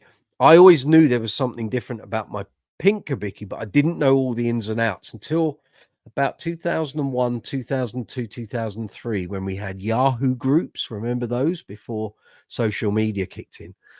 All the bass players in the world were going on Yahoo groups to find out about stuff, and you could start to email manufacturers and bass makers and what have you. My pink one, although it had the Kubicki tone, there was always something in the back of my mind going, this doesn't sound how it should, because I was such a big fan of John Taylor's Kubicki tone, loved Vale Johnson's Kubicki tone, yet I could never make that pink one the same. So part of the reason was the fact that Fender made it. There's also the fact that they didn't seal the neck properly. That bass was one of a batch of about 200 made in the middle of 89. Made in a hurry, I guess. So it's got a 36-piece laminate maple neck, which you can see an example of here, if I can get the angle right. So it's all these thin slivers of maple. There's 36 of them. Fender didn't seal them. They varnished them, but they didn't seal them. So the neck was extremely temperamental to humidity and temperature changes. But there was just, it just felt like the circuit wasn't all there. And then when I sent the neck back to get sealed and varnished, which Phil did, I stupidly, in my young naivety and arrogance, asked him to shave the neck down. Now, when I got the white one, this is far rounder and fuller than that Fender neck ever was. And yet I still asked him to shave that down. So now that is a fretless, doesn't have a particularly thick neck profile. This one does. It's quite thick, but I actually quite like it that way. And I think you get more tone with all the neck wood, the neck timber. So I need to put these headphones on around the other way. Bear with me a moment. Otherwise the cable just gets in your way. And Billy Talent is the Canadian version of Green Day. Oh, cool. Okay. I'll check that out, Dawson. Scott M, good to see you. I hope all is well in the bass community around the world. I think so. Hope so. So I think we're not. I think we're kind of there. How's that bass sounding out there? Can you guys hear all that? So my first reaction when I got the white one, George, was this is like the real deal. This is made by him. It's got everything about it, and the tonal difference was quite marked. At that point, the pink wasn't fretless; it was still fretted. When I A/B'd them, it was like this is the real one. Not that the Fender was diminished. I mean, it was still a great bass, but it wasn't this. So that's in active setting 1. EQ is full on bass and treble. Pickup balance is slap bang in the middle, full volume. Are you guys getting that? The thing with Kubickis is they're a bit polite.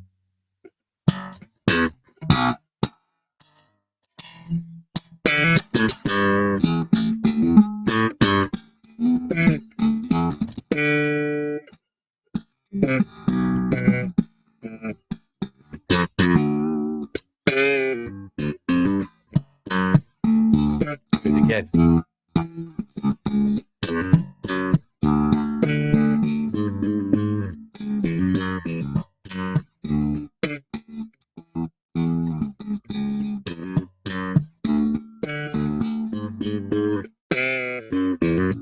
So that's that first active setting. The second one is when it all suddenly takes off.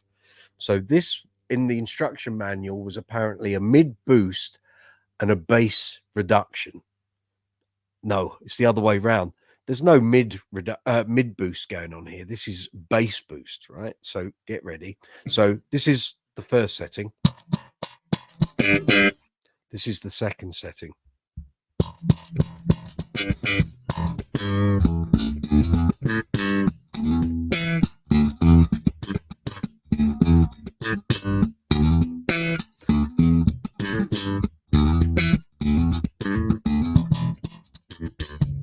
Oh.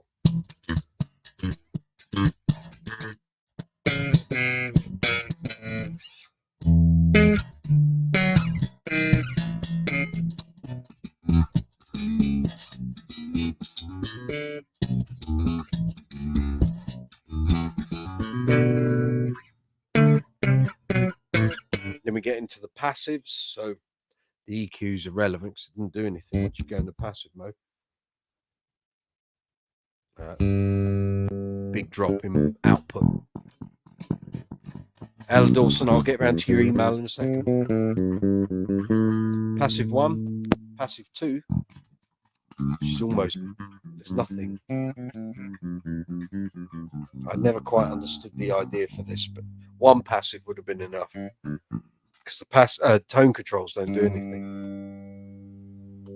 And then the third passive.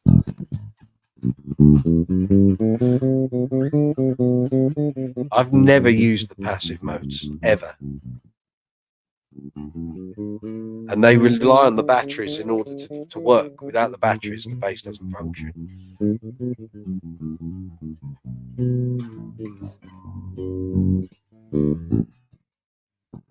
So that's a rundown of kind of what this does, really. But yeah, if that other Kubicki that's in the house is a 9, I will check it out for you, George. I'll string it up with some new strings and I'll give you a rough idea of where we are with that. I hope that helps. Billy Talent's Canadian version of Green Day. Okay, we've done that. George, when purchasing, you're given the option. That's awesome. When I purchased mine into 2019, they still had necks left over from when Phil was alive. My neck is dated 2012. Well done, sir. That's well, he died March 2013, so you did well there. Scott M, we've done that. It's good. Scott and Stacey saying hello. Dawson sent me an email. Scott M, are you ready for the rain headed our way, Stacey? Yes, it's going your way. So Dawson, I'm coming your way. Let's send you an invite. So I want that. It's heading your way, sir.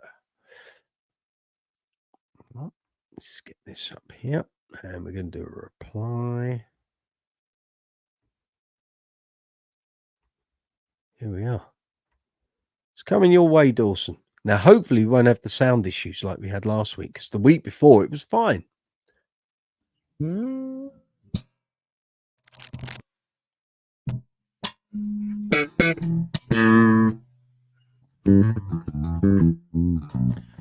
Stacey, dude, we're going to get drenched. Hit the store this morning super early, beat the crowds. Best way.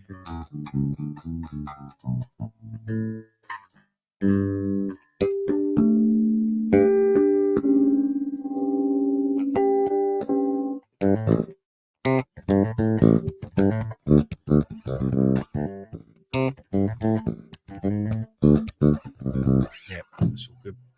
Scott, I'm all ready as well. Be safe. Yes, you guys look after yourselves out there. It looks like a big one. The photos that Stacey sent me of the sort of the weather picture looking a bit rough. Anyone else wants to join in the live chat by video? Send me an email, brooksysbasscorner@gmail.com. I'll send you an invite. You click on the invite and in you come. Stacey, hope you're prepared and ready. Where I am, all we need is a fart to lose power. Ain't that the truth?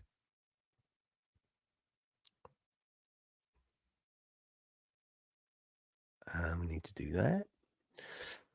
So yeah, I hope everyone's all doing good. It is 10 to 10 here in London, here in the UK. This is live chat number 74 in Brooksy's Bass Corner. We're running all the way through, well, not from tonight, all the way through till the middle of December. And we'll be doing live chats every Tuesday, 8 o'clock UK time until I think about the 17th of December. So, you know, come and join us regularly. Come and get involved. It's as good as you guys make it. Scott, I got one of the new Stingray specials about 2 weeks ago. I'm really digging the preamp in it. Excellent. I tried the first batch that came out in 2018 at London Bass Guitar Show. Yeah. And I was stunned at how good those basses were. And I guess we're now a couple of years on as well, so little tweaks will have occurred. So, yeah, excellent. Well done. Scott, what color did you get? What format? Did you go on the configurator and have a special one made? Or have you, is that an off-the-shelf affair?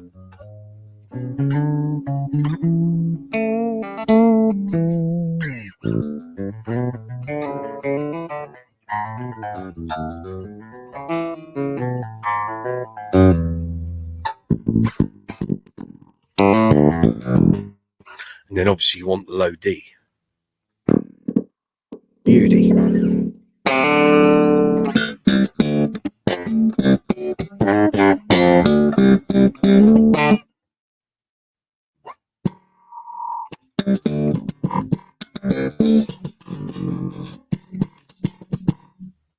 There we go. It's hard to do this. Why when we get the camera up on the desktop, it's going to be a lot more room. I'll be able to give you a bit more picture. So yeah, so the extenders. There's the camera, you fool. The microphone's in the way. Right. I need to go that way. There you go. The extender is in operation. So you got one off the shelf, Scott. The 4H model in the new brulee color. Excellent. Enjoy that bass.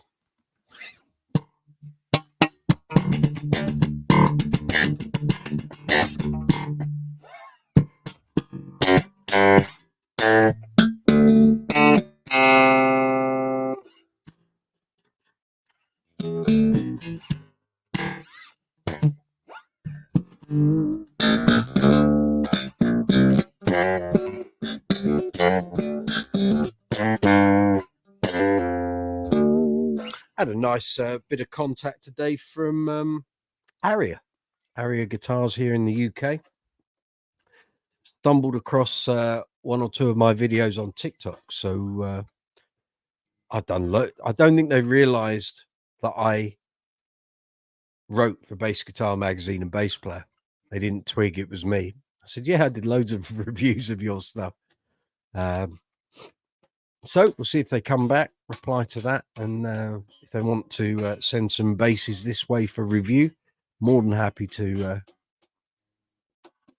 get involved. And Wilcock basses here in the UK, the people that make those lovely short scale contraptions, have approached me to do another review.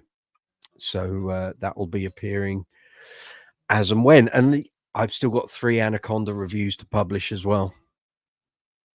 Those have got to come up, and a couple of pedal videos as well from the likes of Flatly Pedals here in the UK.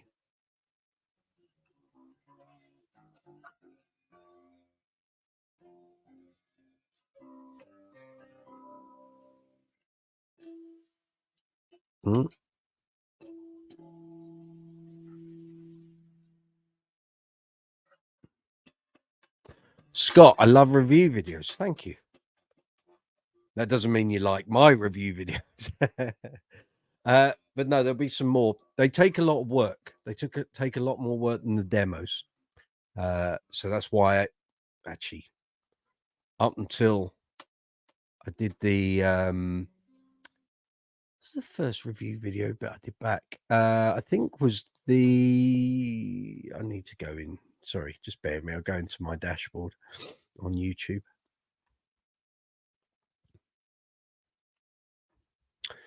So I hadn't done a review of a bass since July 2021 until they're all demos, mate.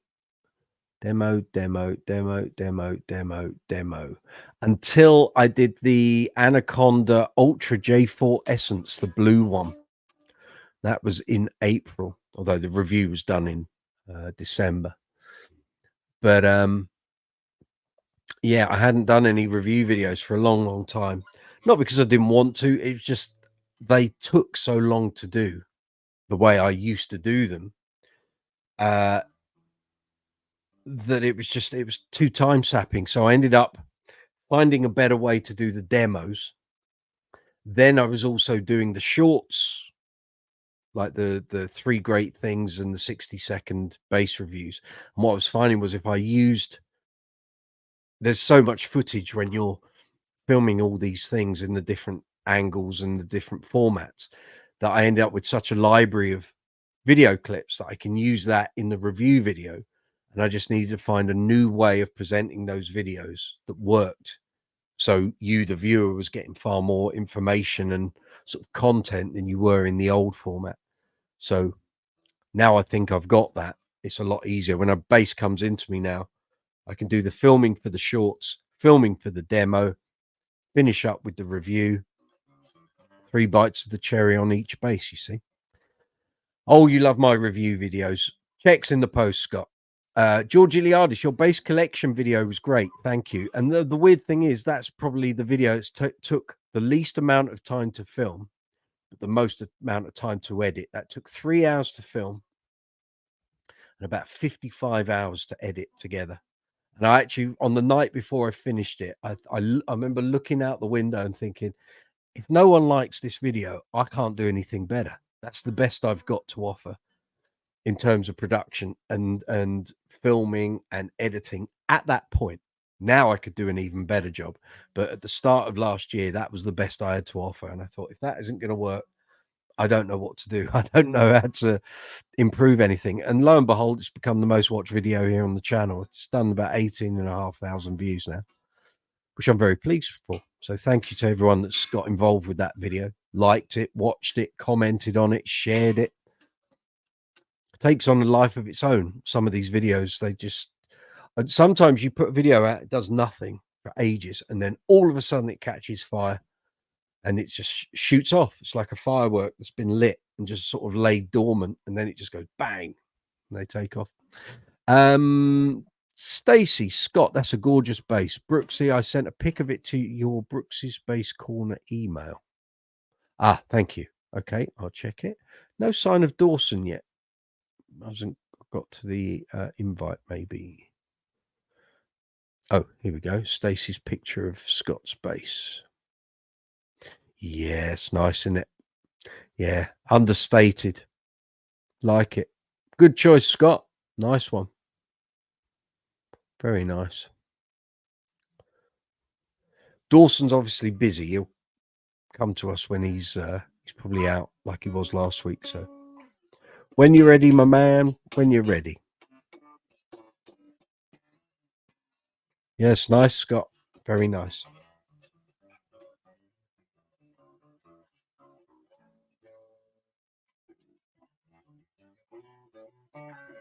Oh, I've got the bass on mute. That's why you can't hear it.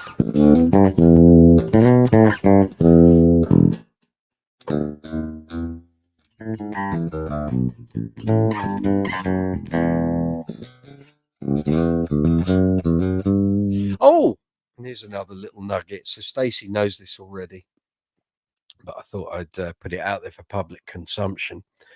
I'm awaiting on a little nugget that I stumbled upon in musical history last week. So, sorry, bear with me, ladies and gentlemen. Unplug that bass. So, I'm awaiting Mr. Neil Fairclough, touring bassist for Queen and Adam Lambert, to either have a word with Spike Edney, who's the keyboard player for Queen and Adam Lambert, or the Good Doctors, Brian May or Roger Taylor, to confirm or deny a little musical nugget I found out last week, which I was shocked at. So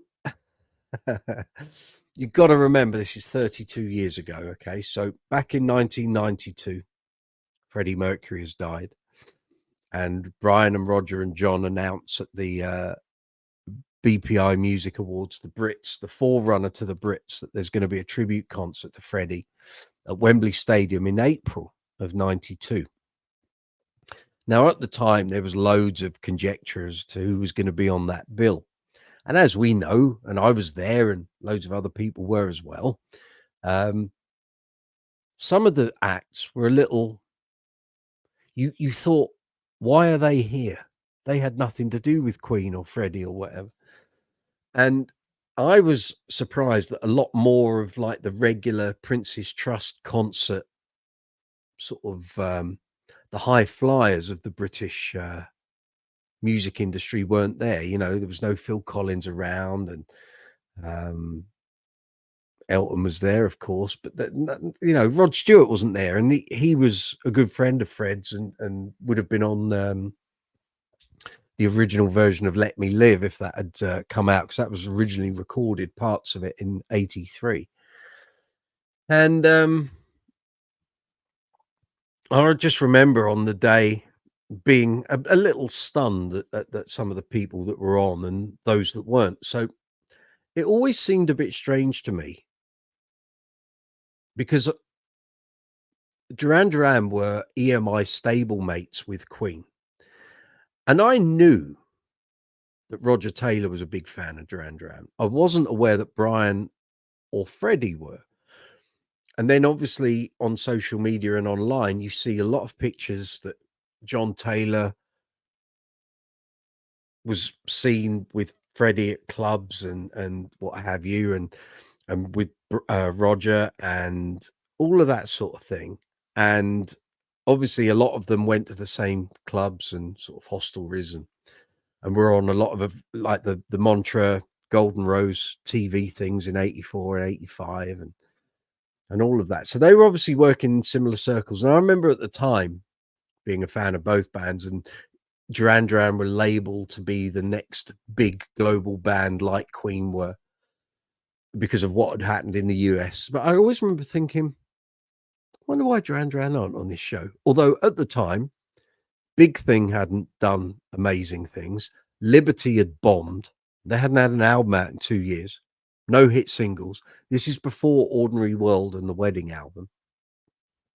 So last week I'm watching a documentary that I'd heard about but hadn't stumbled upon, and then it just came up in my YouTube feed, and called Return to Medazzaland. It was a 3-part documentary, basically the history of the band. There's a lot of people who've worked with Duran on there, and then there are sort of the usual media commentators. So they had a guy working for him called John Jones, JJ. I didn't really know who he was or what he did, but he got very involved. I think he got involved in the tail end of Big Thing, and then had a lot to do with Liberty and the Wedding album and the Thank You album. Anyway, he's doing all his chat, and then they get around to like 91, 92, and he announces on this thing, and this is why I need Neil Fairclough to confirm or deny it that it happened. Apparently, Roger Taylor from Queen contacted Duran and said, "We want you at the Freddie tribute. Will you do it?" And they said, "Absolutely, yeah." And within 2 weeks of being asked, feedback from the American broadcast TV broadcast companies who were going to be showing the Freddie tribute basically put their foot down. Bear in mind, this is America, that now Duran's biggest market these days. But back then, because the last couple of albums hadn't done well and they'd kind of dropped off a cliff in America, the TV companies said, "We don't want Duran on it. If you have them on the running order, we won't show the tribute concert."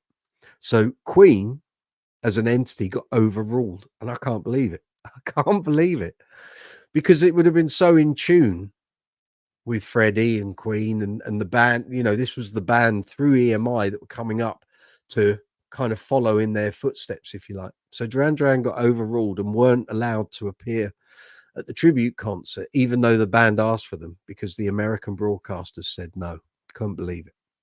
Can't believe it. So I'm waiting for Neil Fairclough to confirm or deny if that is a thing, because he'll be able to speak to the people who know. We'll see. I'll let you know what I find out if we get any further with that. But couldn't believe it. Couldn't believe it. And then you had U2 on a satellite link from South Africa that was completely out of context with the show. Completely pointless. You had Spinal Tap. What were they there for? Bob Geldof's band. Bob Geldof was there because of Live Aid, but you know, he did a few numbers and it was like, but why? It just made no sense. Could have had Duran on there. But there we are. 32 years after the event. But comment if you wish to. They should have been there. The band asked for them to be there. They should have been there. I can't believe American TV overruled it. I'm shocked. Stunned. That's what I am, stunned. Hey. So yeah, let's get the old. I think there's batteries in this. Get the streamline out, shall we? It's a comfortable play. Right, here we go. This always gets a. Oh, what's that?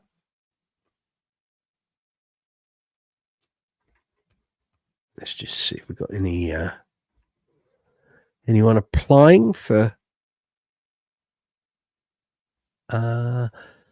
If you're watching, Dawson, I'm wondering if my video invite has gone into your spam folder, perhaps.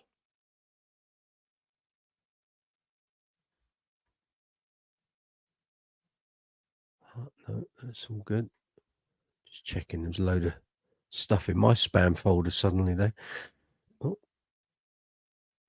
Hold on, Stace. I've missed your comment there. Knowing the Duran fan base in the US is so stuck in, and were even back then, this smacks of record company fingers in the pie or something executive level went on. Highly likely. It was different back then. It really was, 32 years ago. So let's see if this is all. I think the batteries. Yeah. Something's in there.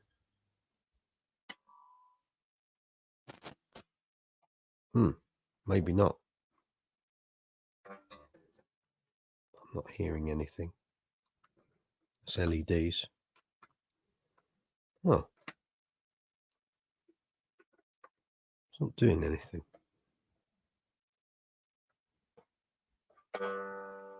Maybe no, that's the volume.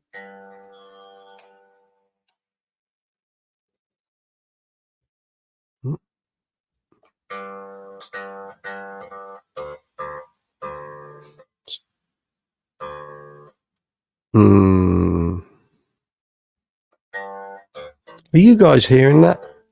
I'm not getting anything at this end. Get a load of nuts.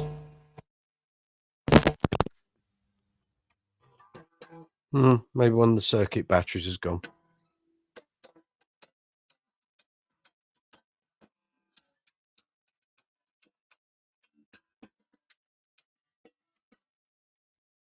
For those who haven't seen it, state of streamline. There we go. I'm talking to the microphone now. Very interested to see what light Mr. F and company can shed on the topic. Exactly. Yes, state of streamline. They're kind of Steinbergery kind of thing. Bend well up there, so you can go. Oh, trying to get the visual so you can see what I'm doing. I don't have a lot of room here. It's not great. Can't. Yeah, there you go. It's probably about as good as you're going to get. Oh.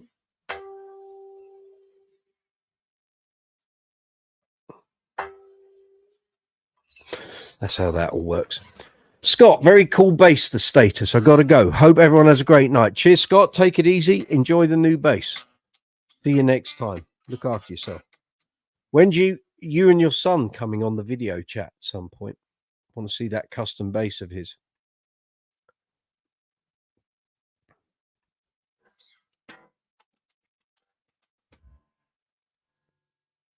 Not sure why that's not going for it.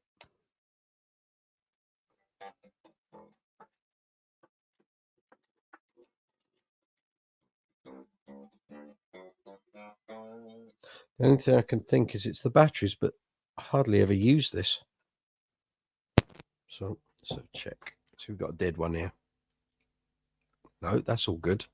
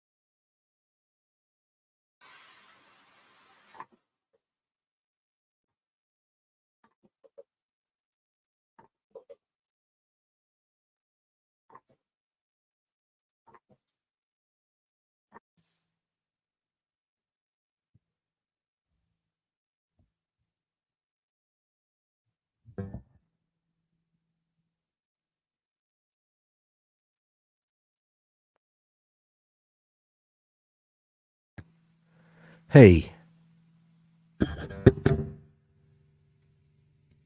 that might be it. That is it. There's definitely something going on with StreamYard. It just automatically chooses what it wants to use. Now we're working.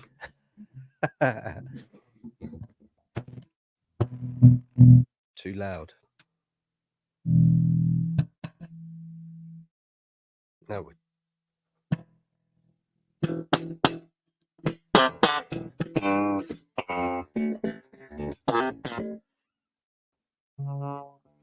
subtitles, please. We're back up and running. Yeah.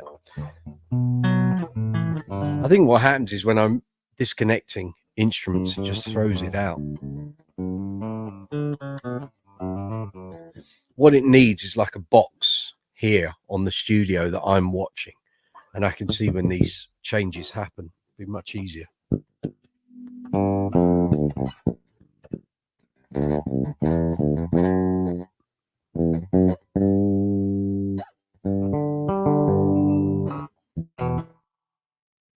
It's out of tune as well.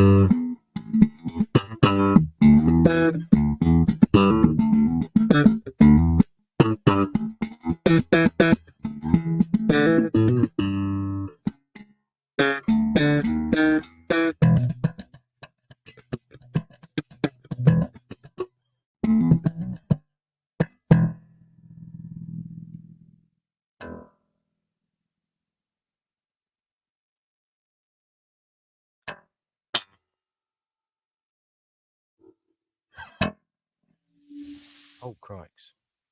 Okay, let's just turn that down a touch. Got the bass turned up. No wonder it was loud.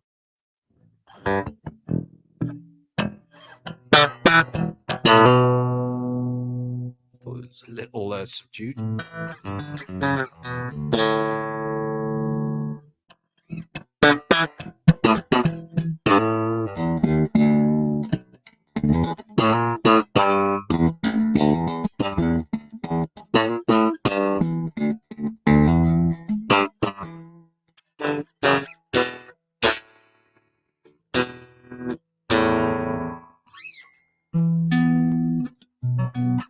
Oh,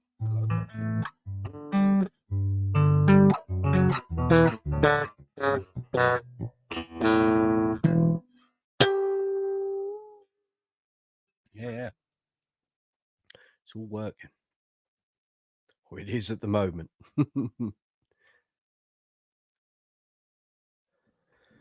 So it is coming. Well, it's just gone past 10:15 here on Live Chat 74 here on Brooksy's Bass Corner. We're talking basses, bass guitars, amps, effects, accessories, strings, great bass players on great albums. You want to talk about anything to do with bass guitars? This is the place to do it. So we've got the live chat window on the right hand side. If you're on the mobile app, it's underneath the video window. There, put your cursor or insertion point in the text box at the bottom, put your comment or your question in there, press send, and it'll appear here on my chat window, my live chat window, and then I can respond to you.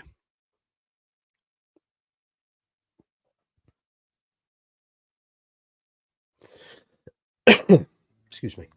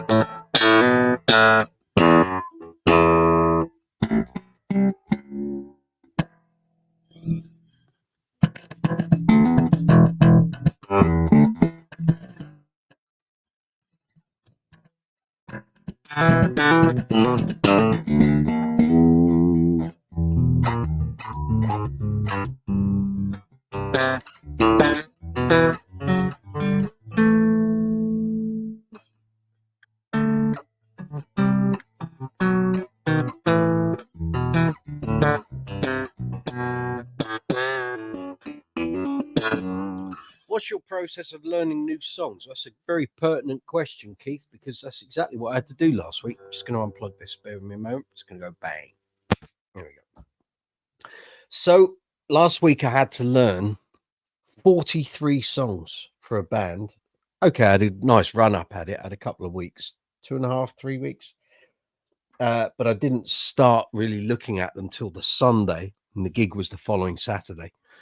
So I actually, contrary to what I normally get, which is like a day or two, maybe sometimes if I'm getting luxury, I had like a nice orderly run up to it. So Sunday, Monday, Tuesday, I had live versions in a Dropbox folder of the covers they did. Now, I knew some of the songs. I certainly knew all of the songs in my head, as in I was familiar with the songs, didn't know what the bass parts were. So there was probably about 10 in there that I just knew straight off the bat, but I still had to run their versions for arrangements, different keys, all that sort of thing. So Sunday, Monday, Tuesday, I pulled the song list together, started going through the tracks that were on Dropbox, go back through to the song list, put the keys in. Now we were on IEMs, no backline, so you're kind of reliant on it being good on the night in terms of what's in your ears. But there were quite a few medleys as well, so you had to get all of those changes right. So like I say, Sunday, Monday, Tuesday, go through the tracks, pull them all together, put the keys into the into my notes, start making notes for each song, if needed, little pointers. Some of the songs had little pushes that aren't in the original, like one of the ABBA songs had some pushes in, so you got to get those right. And I'll just make notes about starts, endings, anything that's slightly odd. For the segues, the medleys, I was writing slightly more because you want to get the, it's going after the second verse or after the middle eight before the third verse would be. There was one medley that had about 6 songs in, and some of it was just literally snippets, like 4 times around a chorus, verse and a chorus, a double chorus. So it was just piecing all of those things together. So by the time we got past the live chat last Tuesday, so Wednesday, Thursday, Friday, they were my main learning days. So running the sets. I think what I did was I did one set Wednesday, one set Thursday, and then ran the whole thing on Friday over and over and over again. I then had one run through on Saturday morning, and that was it. So Wednesday, with all the tracks, I did the first set, went through again, topping and sort of. It was probably a little bit of overkill actually, because I don't normally get this amount of time to learn stuff. Sometimes you do, but not that often. And I wanted everything to be right. So, first time I'd ever played with the band, there was only one guy in the band that I'd worked with before, and that wasn't even work. That was a jam night, which was the keyboard player. Other than that, I knew no one else in the band. And so, like I say, Wednesday, first set. And the way I do it is I just get the set in order. And if there's loads of songs, like if someone gives me a 2-hour show, I'll run through all the songs that I know straight off the bat and then make any notes on the arrangement that I don't know or I'm not familiar with. And then I'll go back through the ones that I don't know. But on this, because I was literally learning both sets, topping and bottoming, and I had time, I just decided, right, let's just go from the top. First song, first set, and just do it in order. Because back in the early days of me depping, so sort of 96, 97, 98, I always liked, if I knew in advance, and bear in mind, we didn't have social media. I didn't have internet at home back then. So people would sort deps out as far in advance as they could. You didn't normally get short notice deps. You would have weeks, sometimes even a month to get stuff together. And also, you didn't have YouTube, you didn't have Spotify. So if you didn't have the songs in your record collection, if the guy you were depping for didn't give you a live tape, you only had the original versions. And if you didn't have a copy of the original version, you either had to go to your local library to get it or borrow someone's CD or album or cassette with the original version, you know. So yeah, last week was a bit of a luxury. So I was literally running first song, second song, third song, and all the way through the first set. So it was about 16 songs in the first set. And then Wednesday, so I'd maybe learn them in batches of 5. So do 1, 2, 3, 4, 5. Right now, run those 5 again. 1, 2, 3, 4, 5. Do it again. 1, 2, 3, 4, 5. Do it once more. 1, 2, 3, 4, 5. Okay. Right now, do 6 to 10. 6, 7, 8, 9, 10. Run it, run it, run it, run it, and then go on to the last batch. That took up most of Friday. Wednesday. Then Thursday was the same with the second set. And then Friday, I just pulled the whole thing together. So on Friday, I'd forgotten some things in the first set, little pushes or little endings or little syncopated runs with the keys or the guitar. And then just pulled it all together on Friday. By the end of Friday night, I'm okay with that. Saturday morning, I just got up, pulled the list and just went through anything that I just didn't feel $1,000,000 about. And actually, when I then ran it through, I realized, no, it's all fine. It's all there. So I was able to waylay any sort of fears or nervousness because I knew I'd done enough work on it. But that's rarely the case that you get that amount of time to do it.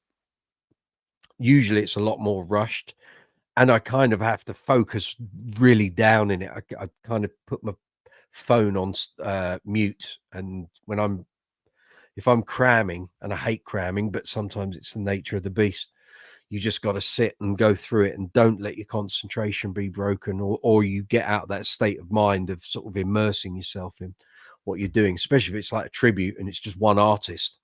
You know, a lot of the songs will start to have common passages in them, and you kind of need to focus on those. But when it's a general covers band, it's a little bit less intense. But the problem with those sort of things is it's the volume of the songs. You know, 2 1-hour sets. It's a lot of work, and it's for only one gig. Which as I'm getting older, I'm tending to get out of doing those. I used to just take any work that came my way, but as I'm getting older, I don't want to just have to learn a big set for one show. It's either got to be a number of shows or there's got to be like the prospect of more work further down the line. I feel sorry for the people who debt for me and Uncle Funk. Oh, camera's gone. Bear me a moment. I'll just start that up again.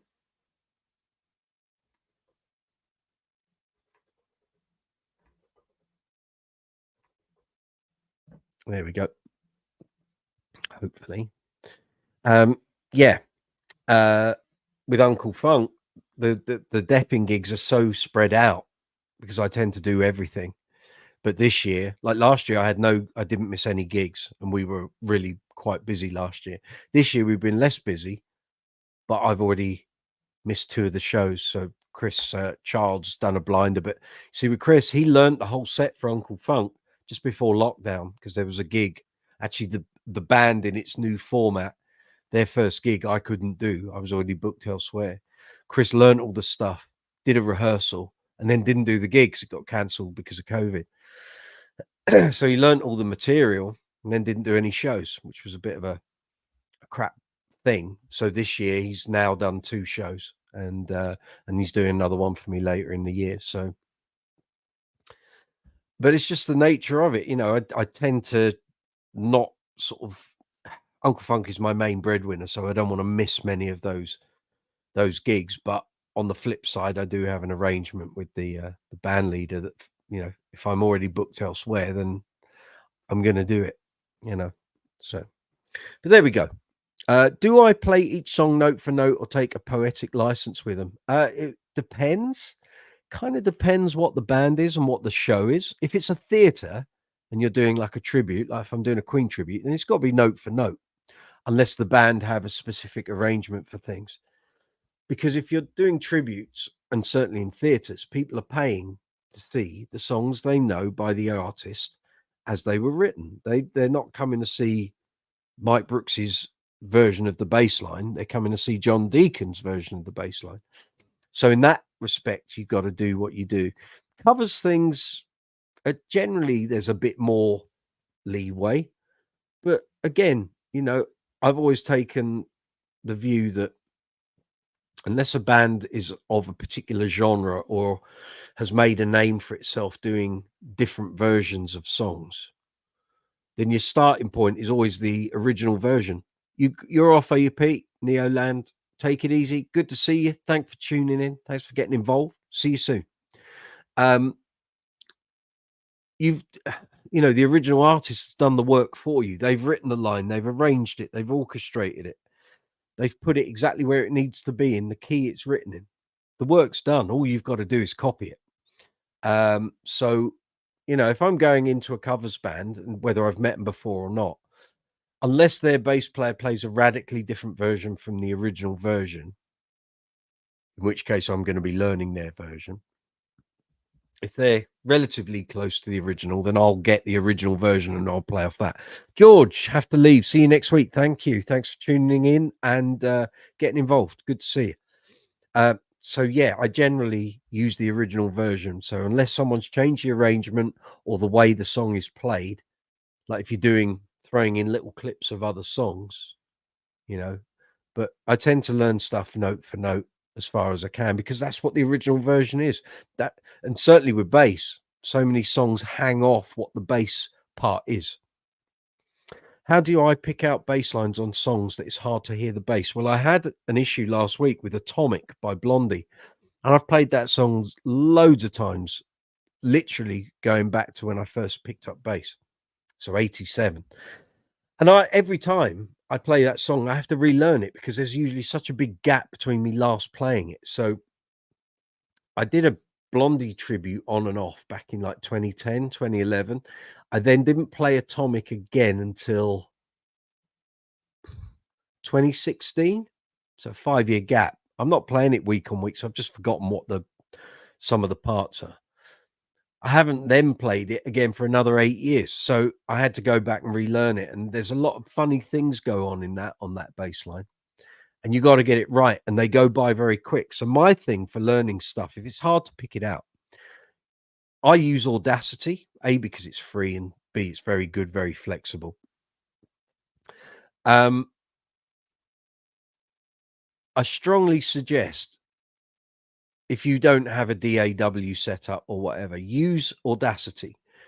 Go into the effects and then change, is it pitch or tempo? Pitch, I think. No, tempo. Tempo is what you want to do. And then there's a slider, and you can just slide it left so it slows it down. And once you start slowing it down, you can then pick out the notes individually. And that's how you do it. And you just take your time with it. You just run it over and over again and you piece it together. And if it's not sticking in your brain, write it down and then listen to it slowly and play along. And once you realize what the fingering is and what the note placement is, then you can start putting it back up to regular speed and doing it that way. So perfect point of reference here for what you're saying there. How do you pick out bass lines on songs? It's hard to hear the bass. When I did the Bonnie Tyler shows in 2006, I got sent a CD of live versions, which virtually had no bass on. You couldn't really hear any bass line, any discernible bass line, because that was the mix. There was so much bass coming off the stage through amplification.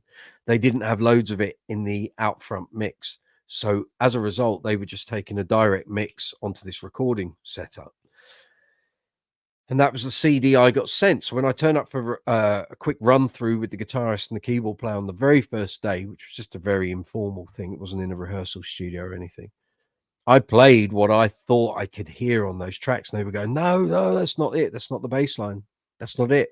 I said, well, this is what you sent me. Put that on and you tell me what the bass line is, because I can't pick out.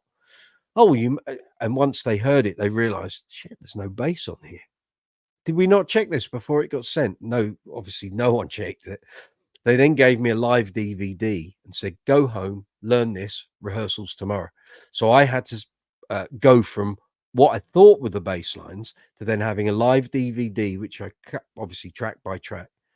I put it into I captured the audio within an hour, put it into, I wasn't using Audacity then, I was using Winamp, and there was a plugin which allowed you to slow stuff down. You could sort of fiddle around with it and you could hear it note for note. And that's how I pulled all the Bonnie Tyler stuff together. I had to stay up to about 4:30 in the morning to do it. But when I went into rehearsal next day, it was all there because I'd spent the time and I'd been able to slow all the tracks down, pull all the bass lines out.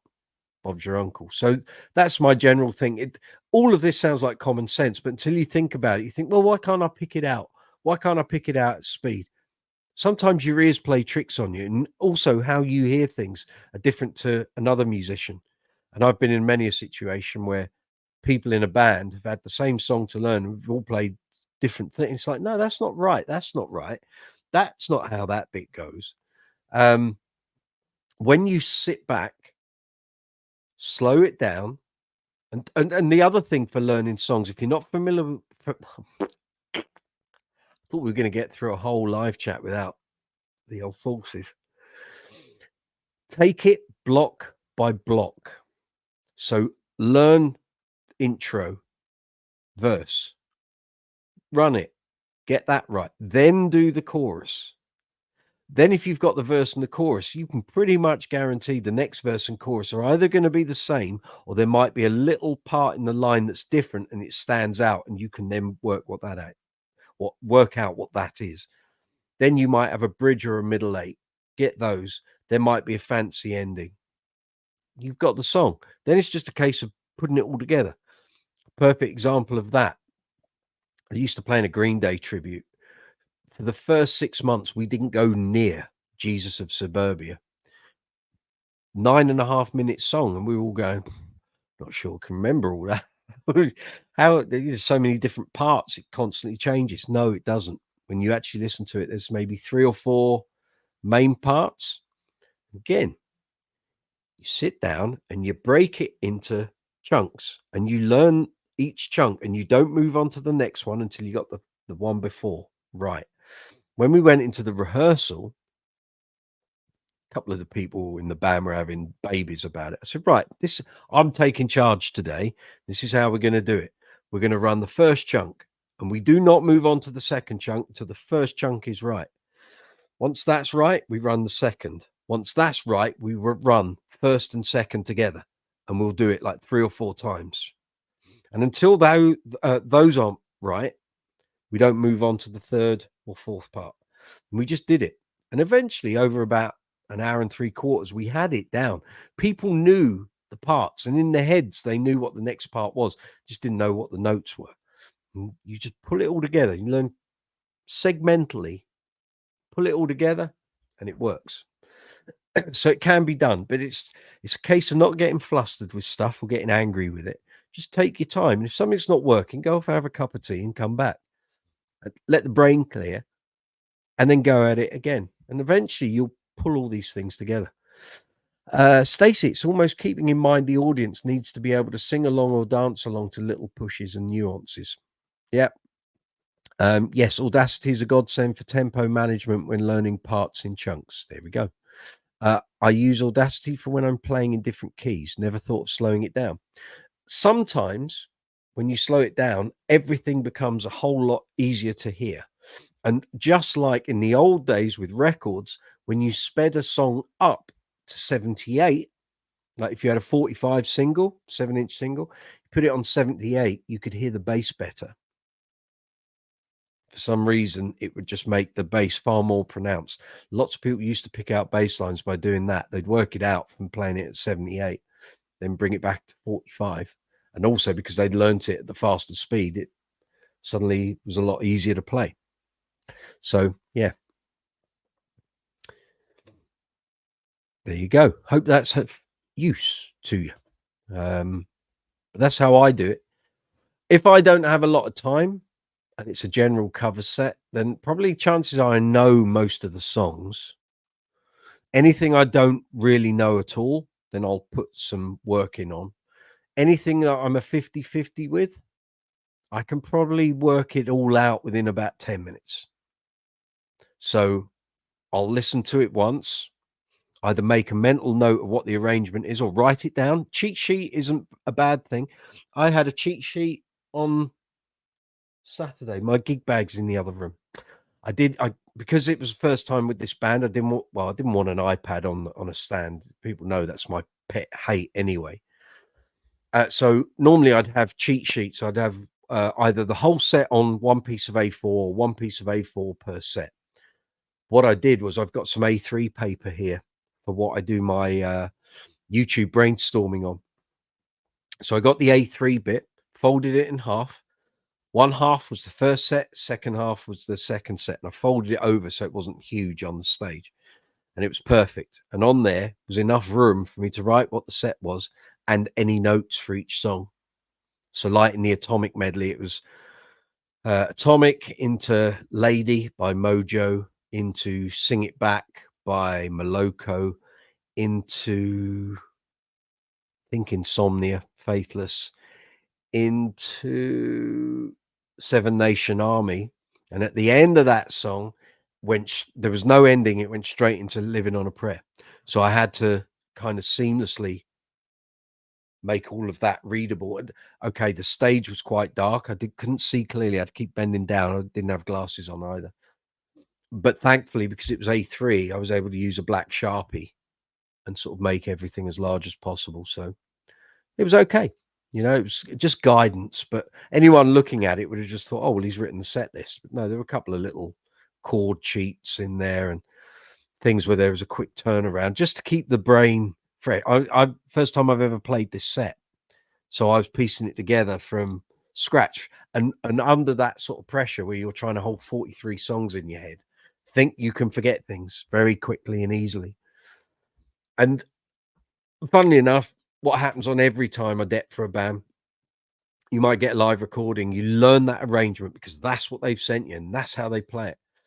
And the band on Saturday night, we were supposed to go round twice. Stacey Ann, thank you very much for your super chat. Much appreciated. Much appreciated. And just to celebrate that little fact,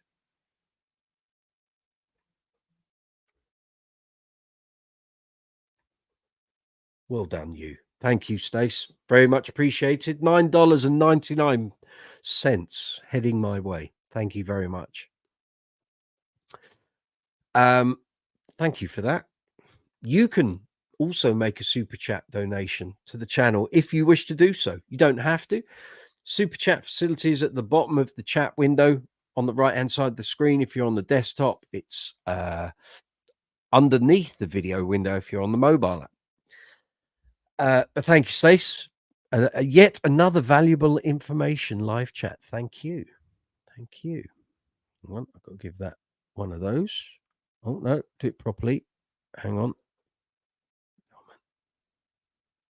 No, that's all good. I was trying to promote that if I can.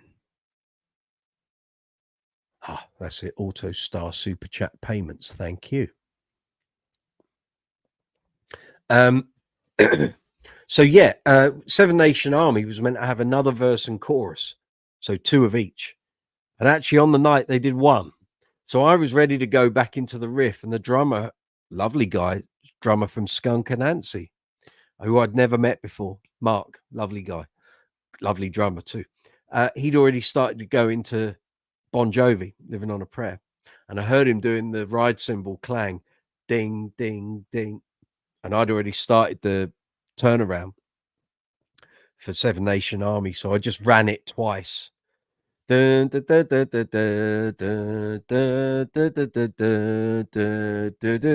was already into Living on a Prayer. So that worked. But the band didn't follow their own arrangement. So I didn't know.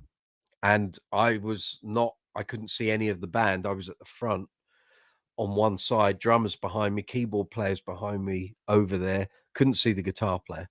So it was a little challenging, but it all worked and it was fine. No one would have known any different. So yeah, that's kind of my hints and tips for that, really. And I do find having A3 sheets is a real bonus. So if anyone's out there gigging regularly and you take set lists not on iPads but on paper or whatever, if you get a real roast of a gig or a lot of stuff to remember, get yourself some A3 paper. It's not that expensive on Amazon. I think you can buy like a big bundle of it for like £8 or something. And it's just easier and it's bigger and you can just fold it over. So first set, it looks like a piece of A4, and then you turn it over and it looks like the same piece of A4, but it's got all your information, and it stops band leaders from having kittens when they see like this huge piece of paper with loads of notes all over it. They just think it's the set list. So it works for me. That's my little tip for the day. Geordie Liardis, you off? Have a great night. Thank you. Thank you. Thank you for tuning in, getting involved. Much appreciated. Dawson never appeared. So obviously he's a busy chap. We'll see you next time, Dawson, unless you get on here before we finish. You might get on here.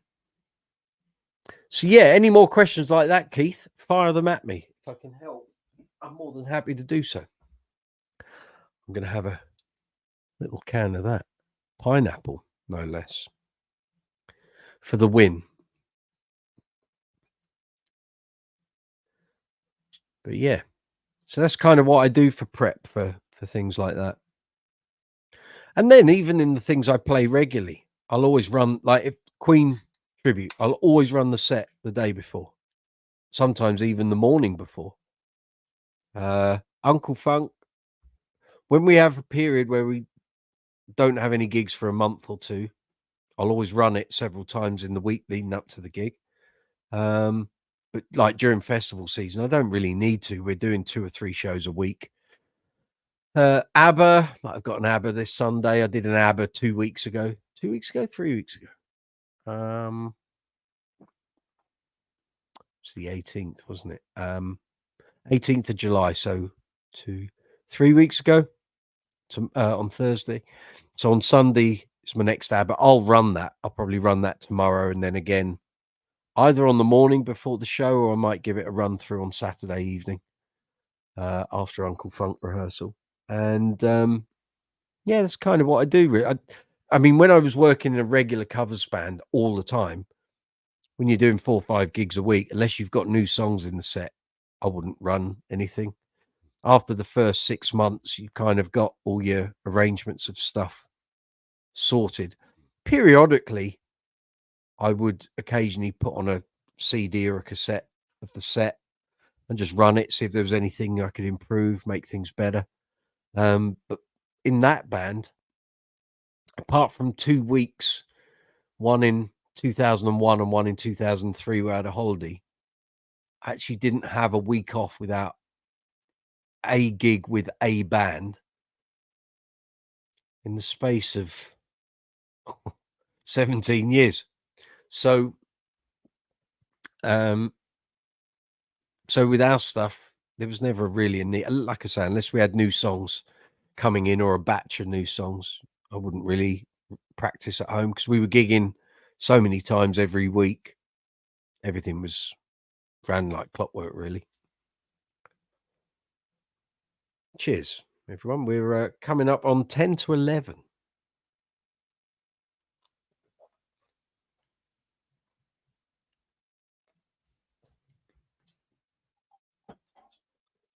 So, yeah.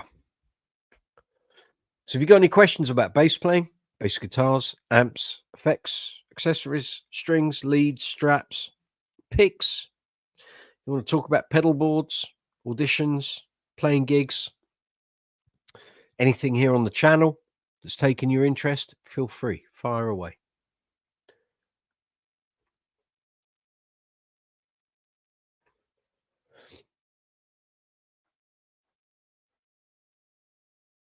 We'll keep going for a while.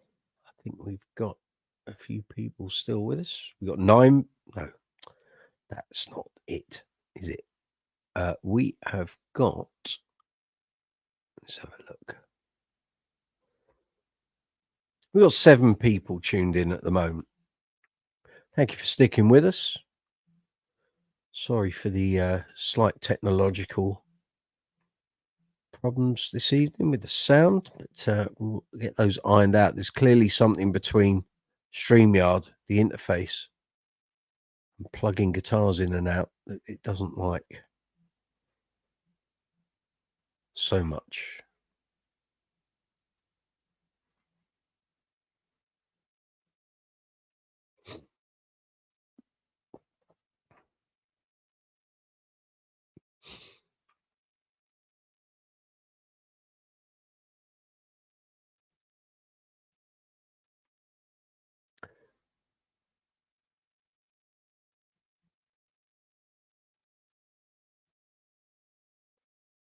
So I'm just checking. Can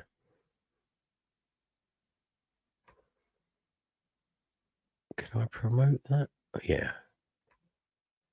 Here we are.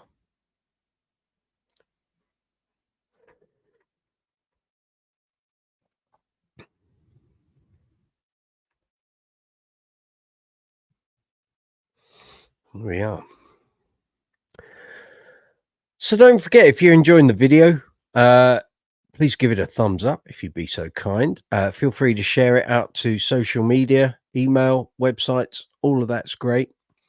And please leave comments. That really helps the algorithm and the video within the algorithm.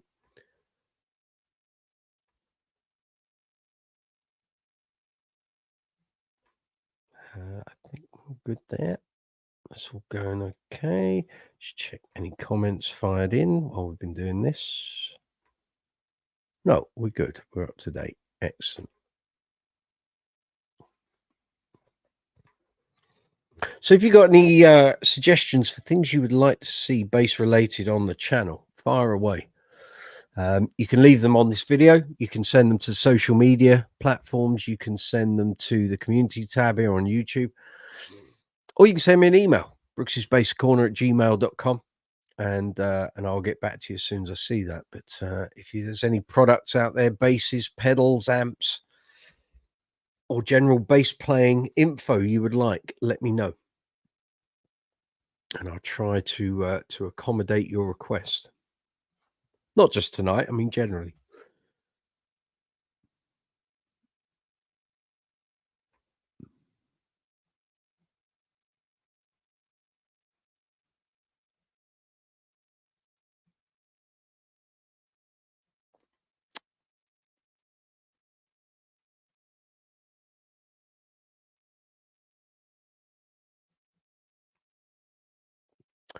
Right, that does that, doesn't it?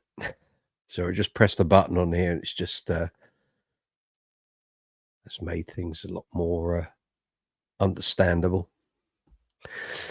Stacy, it's all right. Sorting new software presents, new things for a time. I think not always convenient, but it works itself out. Yeah, agreed.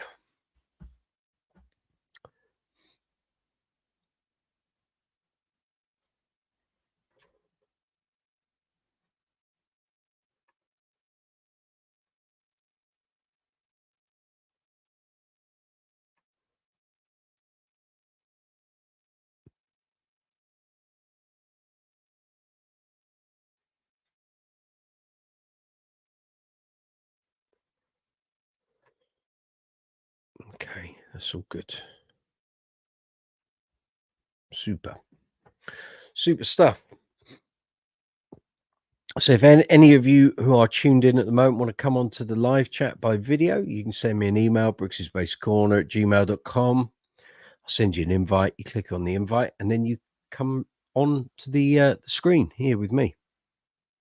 Roll call of who's here. Well, apparently it's 7 or 8. So there's you, Keith, and I'm not sure who else. 9. We've got 9 now. I'm not sure who there is. Make yourselves known, gang. Let's see who's here. Bill Clements on bass. Good to see you, Bill. Thank you for that comment the other day when you found my channel. I don't know how my channel's eluded you either. We've been here for 4 years. So, but you're very welcome. Come on in, talk bass. If you want to come on to the live chat by video, email. Actually, let me just put that banner up and then it'll make it easier for you. Email me at brooksysbasecorner@gmail.com. I'll send you an invite. You can then come onto the live chat by video if you wish. If you don't and you just want to stay on the text chat, then that's cool as well. That's all good.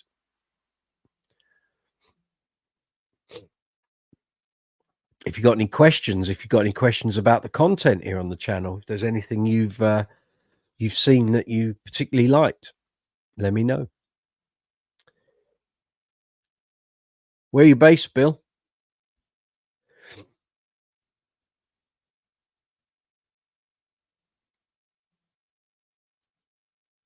That would be a useful thing, wouldn't it? See who's watching your live chat, like a list of.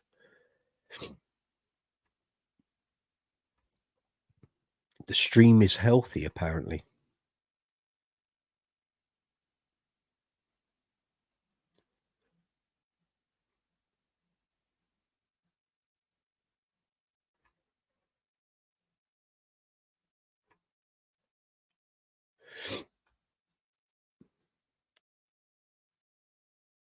Kalamazoo.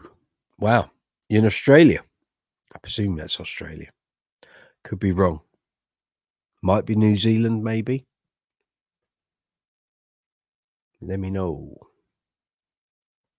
Then you'll say, no, it's in America. I've got my geography completely wrong. Wouldn't be the first time.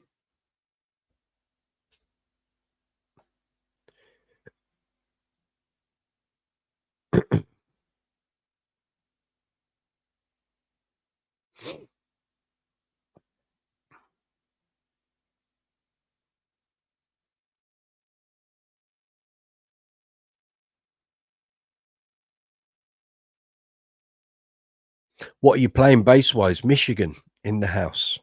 Cool. Very good. What bass are you playing, Bill? Or bass is, of course.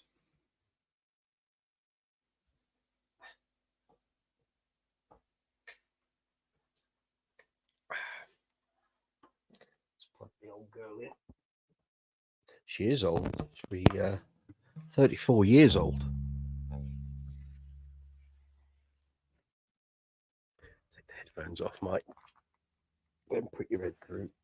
And then put the headphones back on. That's the way it works. Very good. You was in BGM a few times back in the print days. Excellent. Well, I worked for Bass Guitar Magazine from 2004 up to 2020 when we rolled over into bass player. So I'm sure, although I don't remember our paths crossing in any respect, I'm sure our issues probably crossed in that respect. You've got a bass with some Martin Sims super quads. Excellent. Retrofitted into a bass, or is it in an Enfield instrument? Oh, camera's gone. Bear me a moment. We'll just kick that back in.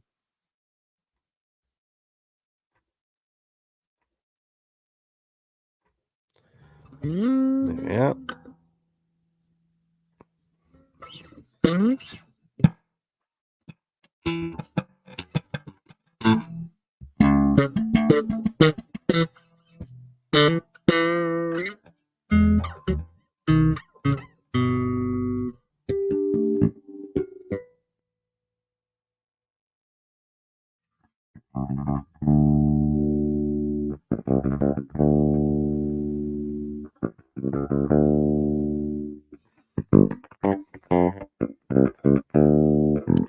Artisan Bassworks signature model. Very nice.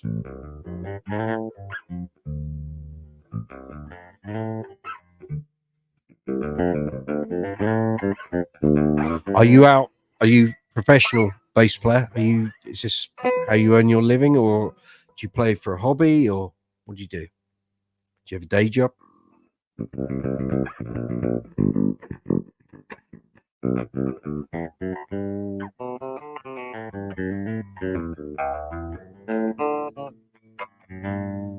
Joel did most of the stuff I was in.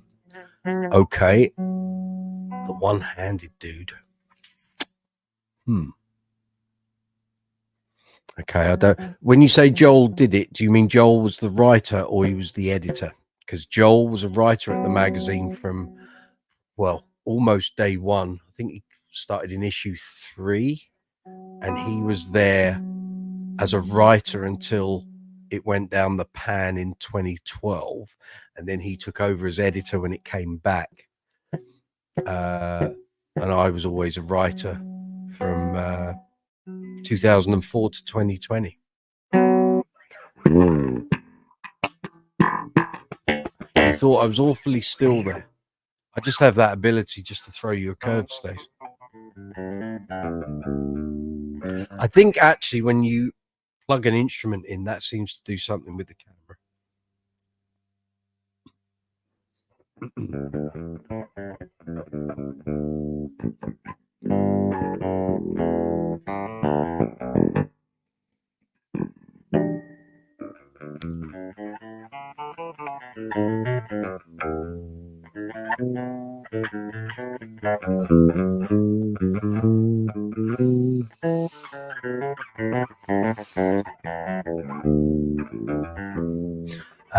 I've been around a bit, but hardly commercially viable. Joel interviewed me while he was editing. Oh, okay. Well, I would have been there at that point. So. Cool.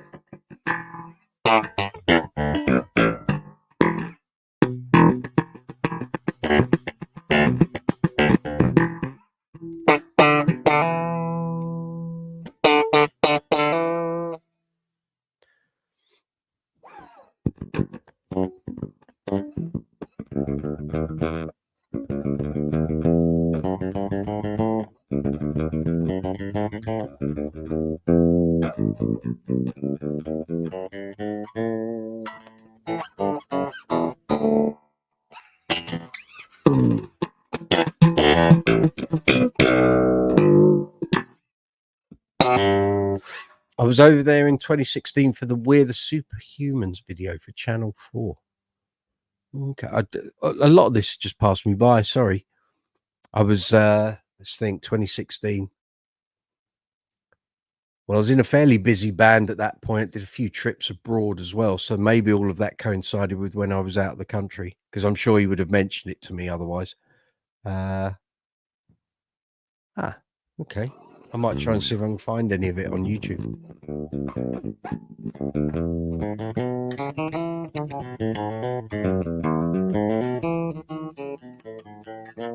Ooh.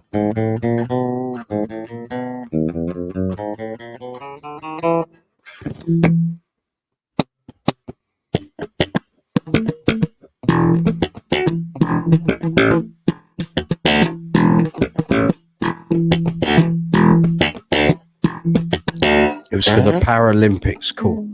Okay.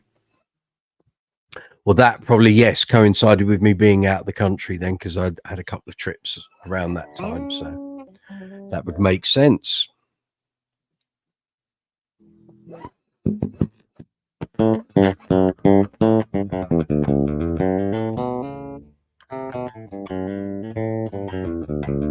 Very good.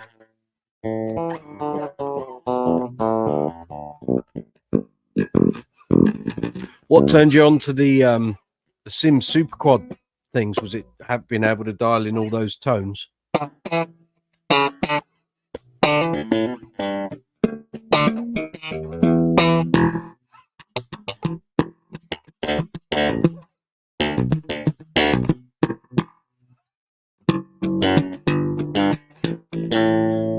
Had an NDA that didn't allow me much room for personal promotion while I was there. Okay.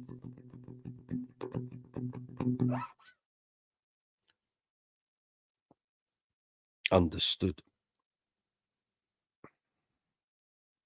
Headphone cable gone. There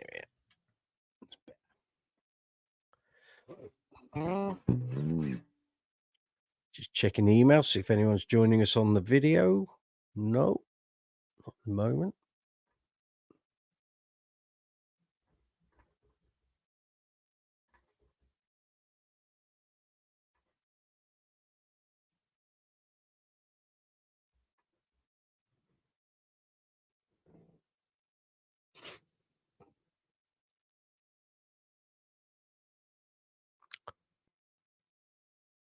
Oh, Martin and his gang close lined you at NARM 1 year. Yeah, that sounds familiar. Clotheslined, right? Got you.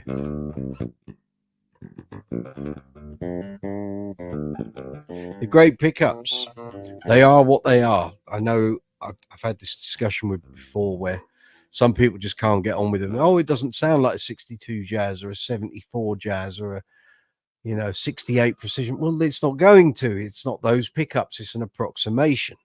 They can be a little hyperclinical, but I find what makes the difference with them is which preamp you pair them with. So if you Martin generally liked to pair them with a Glockenklang. I didn't like it. It was way too sort of sterile and clinical for my personal taste. Some people love it. Wasn't for me. So I've got a bass over there retrofitted with the Super Quads, and I've got the John East Unipre, which was like the 2015 upgrade to his sort of bells and whistles circuit. And that sounds great. Gives you a lot of flexibility without being too, again, clean and sterile. But you can dial in all sorts of grit and warmth. And there's like really clean slap sounds if you want them. But there's also jumper settings on the circuit board for the mid-range, which I really like. So all good. All good.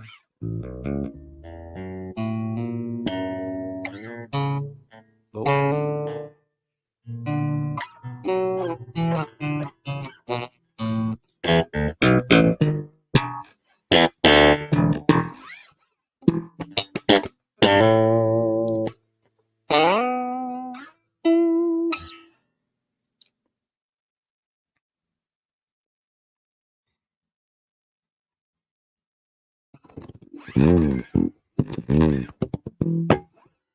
Okay, let's see where we are here. Indeed, it really depends also what kind of gig. If you have neutral room, it's easier to get what you want out of them. Correct. So many places and so many gigs lately where there's been lots of hard surfaces and all the frequencies reflecting all around the room. It makes things a little tricky and to nail things. But again, if you have decent, if you got some decent EQ on your bass, on your amp as well, you've got a sound man knows what they're doing, you can get pretty much what you need most of the time. Okay, I'm very aware it's coming up 10 past 11, so we've been going for about 3 hours and 10 minutes. Let's just check to see how many of us there are. Okay, we've got 7 of us. Probably give this about another 5-10 minutes, and then we'll wrap tonight's live chat up, I think. So if you've got any more questions, any comments, put them in the chat window. I'll respond to them immediately as soon as I see them pop up. If anyone looking for any help with anything, bass-wise, gear not working, how do I learn 43 songs for a gig? I can easily tell you. And also, not forgetting, I did say week before, got an incoming interview with Billy Sheehan coming up once the Mr. Big World Tour ends towards the end of the month. He's agreed to do a new interview. Done one since 2021. There's Dawson. So that will be coming up. Let's see if we can hear you this week. Dawson, talk to me. Testing, 1, 2. It's working. Great. We're here. Okay. Good. How about you? Yeah, I'm good. Been a busy week. Busy. I'm just going to respond to Bill's question. Just bear with me a moment. You're mostly a P or J guy these days, but I've been using the Martys in a few videos lately. Excellent. Issue 148-2017 was your last BGM appearance. I'll look it up later, Bill. I'll look it up. I've got all my issues up here on my left. Rocco on the cover. I remember it. Yeah. Okay. I'll check that out. I'll find you in there. Yeah. So what's your week been like? It's been great. So I went to the Billy Talent concert a few days ago. Okay. Now educate me. Who is this guy? I've never heard of him. So Billy Talent is the Canadian version of Green Day.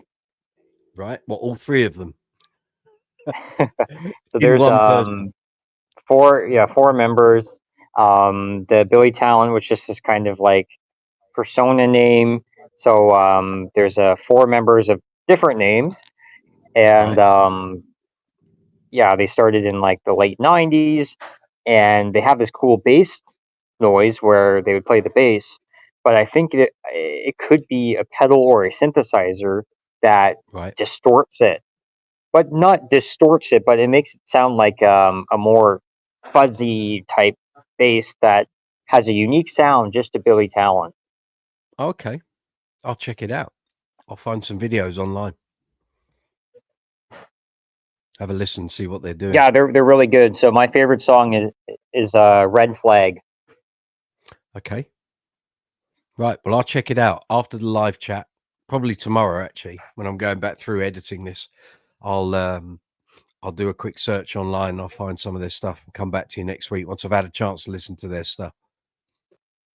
Okay. Because there'll probably be a breakdown somewhere of what the bass player's got on his either pedal board or effects rack or what have you. So yeah, cool. So what's the topic today? How can I contribute? Anything you want to talk about? You timed it very well because I'm probably going to wind this down in about 10 minutes. So you'll have to get your questions in quick, and then we'll be back next week. More discussion, more or less. Okay. I guess probably punk rock basses. It's very it's simplistic, but also there are some filler notes that go in between. So like usually there's like a ringing note, and then like there's a couple of fill-in, and then the bass and the drums are very locked in. So the Billy Talent concert had an awesome drum sound, and the bass they had a couple breaks, a couple bass breaks, and they got the crowd going. They were sizzling. They can get that sizzle going during the show. Okay. And yeah, it's more or less a concert review, but that's my take on that show. Okay. Well, I used to play in a Green Day tribute, so obviously I had to nail a lot of what that was like. And for me, it was quite alien because I hadn't been a pick player up to that point. So I basically had to teach myself how to play with a pick. And I had this thing, I probably had 2 months to get it all together. So that was fine. There was plenty of time. But to learn all that material, not being really that familiar with any of it other than Basket Case and When I Come Around, I was learning from scratch, but I got it all together. But learning to play with a pick was the big deal. And also learning to play the Mike Dirnt Precision, which is in there. Wow. It's a beast of a bass with a really fat neck, and playing that with 4505s and a 73 mil pick, 0.73 mil, not 73 mil. It would be like that. That was a challenge. I'd never had to do that, but it was good. And it actually gave me a real appreciation for what Mike Dirnt does in that band. But you learn all of and what was it like a bass player. in a punk band what you've got to do as a bass player, because actually Yeah. he is quite busy, but he always manages to keep the foundation there with Trey Cool. So yeah, go on. You're going to ask. What was it like playing Longview? Yeah, good. That's kind of like what one of his signature songs, you know. And I remember getting that. I didn't know the song, you know, all of it. I was learning from scratch. So in that respect, I didn't have any preconceived ideas of what he played. I was literally just learning it like I did with the covers set last week. You empty your head of what you know, and you just sort of immerse yourself in it. And as I said earlier, when you play tributes and you're playing one band's material, you find there are recurring passages, or there might be a fill or a certain way of playing that repeats itself on different songs on different albums. And you'll suddenly think, hang on, they did that on that song like 3 albums ago. And all they've done is change the key of it, but it works. And you get into that familiarization of parts. You have like a little bag of licks and fills, and sometimes all that's changing is either the way it's phrased or the key it's played in. So yeah, it was great. Loved it. Loved doing it. It makes it easier when there's some similar patterns that happen, and you can get into the groove easier. Exactly. And it was weird with that band because we had a couple of different drummers, and neither of them did what Trey Cool did. They tried to, this again, one of my bugbears, they tried to play their version of Green Day. And I kept saying, you've just got to play it like the record. They've done all the work. All you've got to do is play it. No one's interested in your version of that drum part. Just play it. And And we he's a got busy drummer too. He plays just very ahead of the good beat. drum. He gets the Yeah. tight fills right in there, and just he leaves just a little bit of room for that pocket and for that groove to happen, and that's what gets the fans going. Yeah, absolutely. Absolutely. But they're a great band. You know, it's still great live. And but you know, doing any sort of punk stuff, you know, you look at bands like the Clash and all the sort of classic punk bands. It's the bass is what held it all together a lot of the time. In fact, the bass was usually busier than the guitar. Especially if you're Not the Cure. Yeah, well, it's the same thing as with the Who. You know, Entwistle was immensely busy, whereas Pete Townsend tended to play a lot of power chords and what have you. He was more like the traditional bass player, whereas Entwistle was like, I don't give a stuff, you know, I'm just going to play what I want, and he did. So I seen Green Day live in Chicago. I was in the front row, Oh, and I got to see kind of Mike was on the other side, but I got to see like up and close and personal. mhm. So I was like, I raised my hand up in the air. I pointed at him. He pointed right back at me while he was playing When I Come Around. I'm like, oh my god, Yeah, I'm in the front row, Green Day, and Mike Dirnt just playing bass right in front of me. that's it. Yeah, absolutely. I mean, I interviewed him for what magazine was it? Would have been Bass Guitar Magazine, but it was also for Bass Player at the end of 2019. So we were just about to go into lockdown, but no one knew. And he was only meant to give me about half an hour. I think we talked for about an hour and 3/4. Went into a whole load of stuff. And actually, that interview I'll put the audio up on the channel soon. But yeah, lovely guy, really, just really accommodating. He didn't have to give me an hour and 3/4. He said, look, I'm really enjoying this. Can we just sort of carry on? I said, I'll give you as many questions as you want, no problem. But and he was telling me all about the signature model and how that came about and why it was the color it was, because the white version, when he played them in Mhm. 2005, they were white. They were white basses. And the version that came out is like a mustard yellow. And what it was they called it vintage white, but it's actually like margarine. It's margarine colored.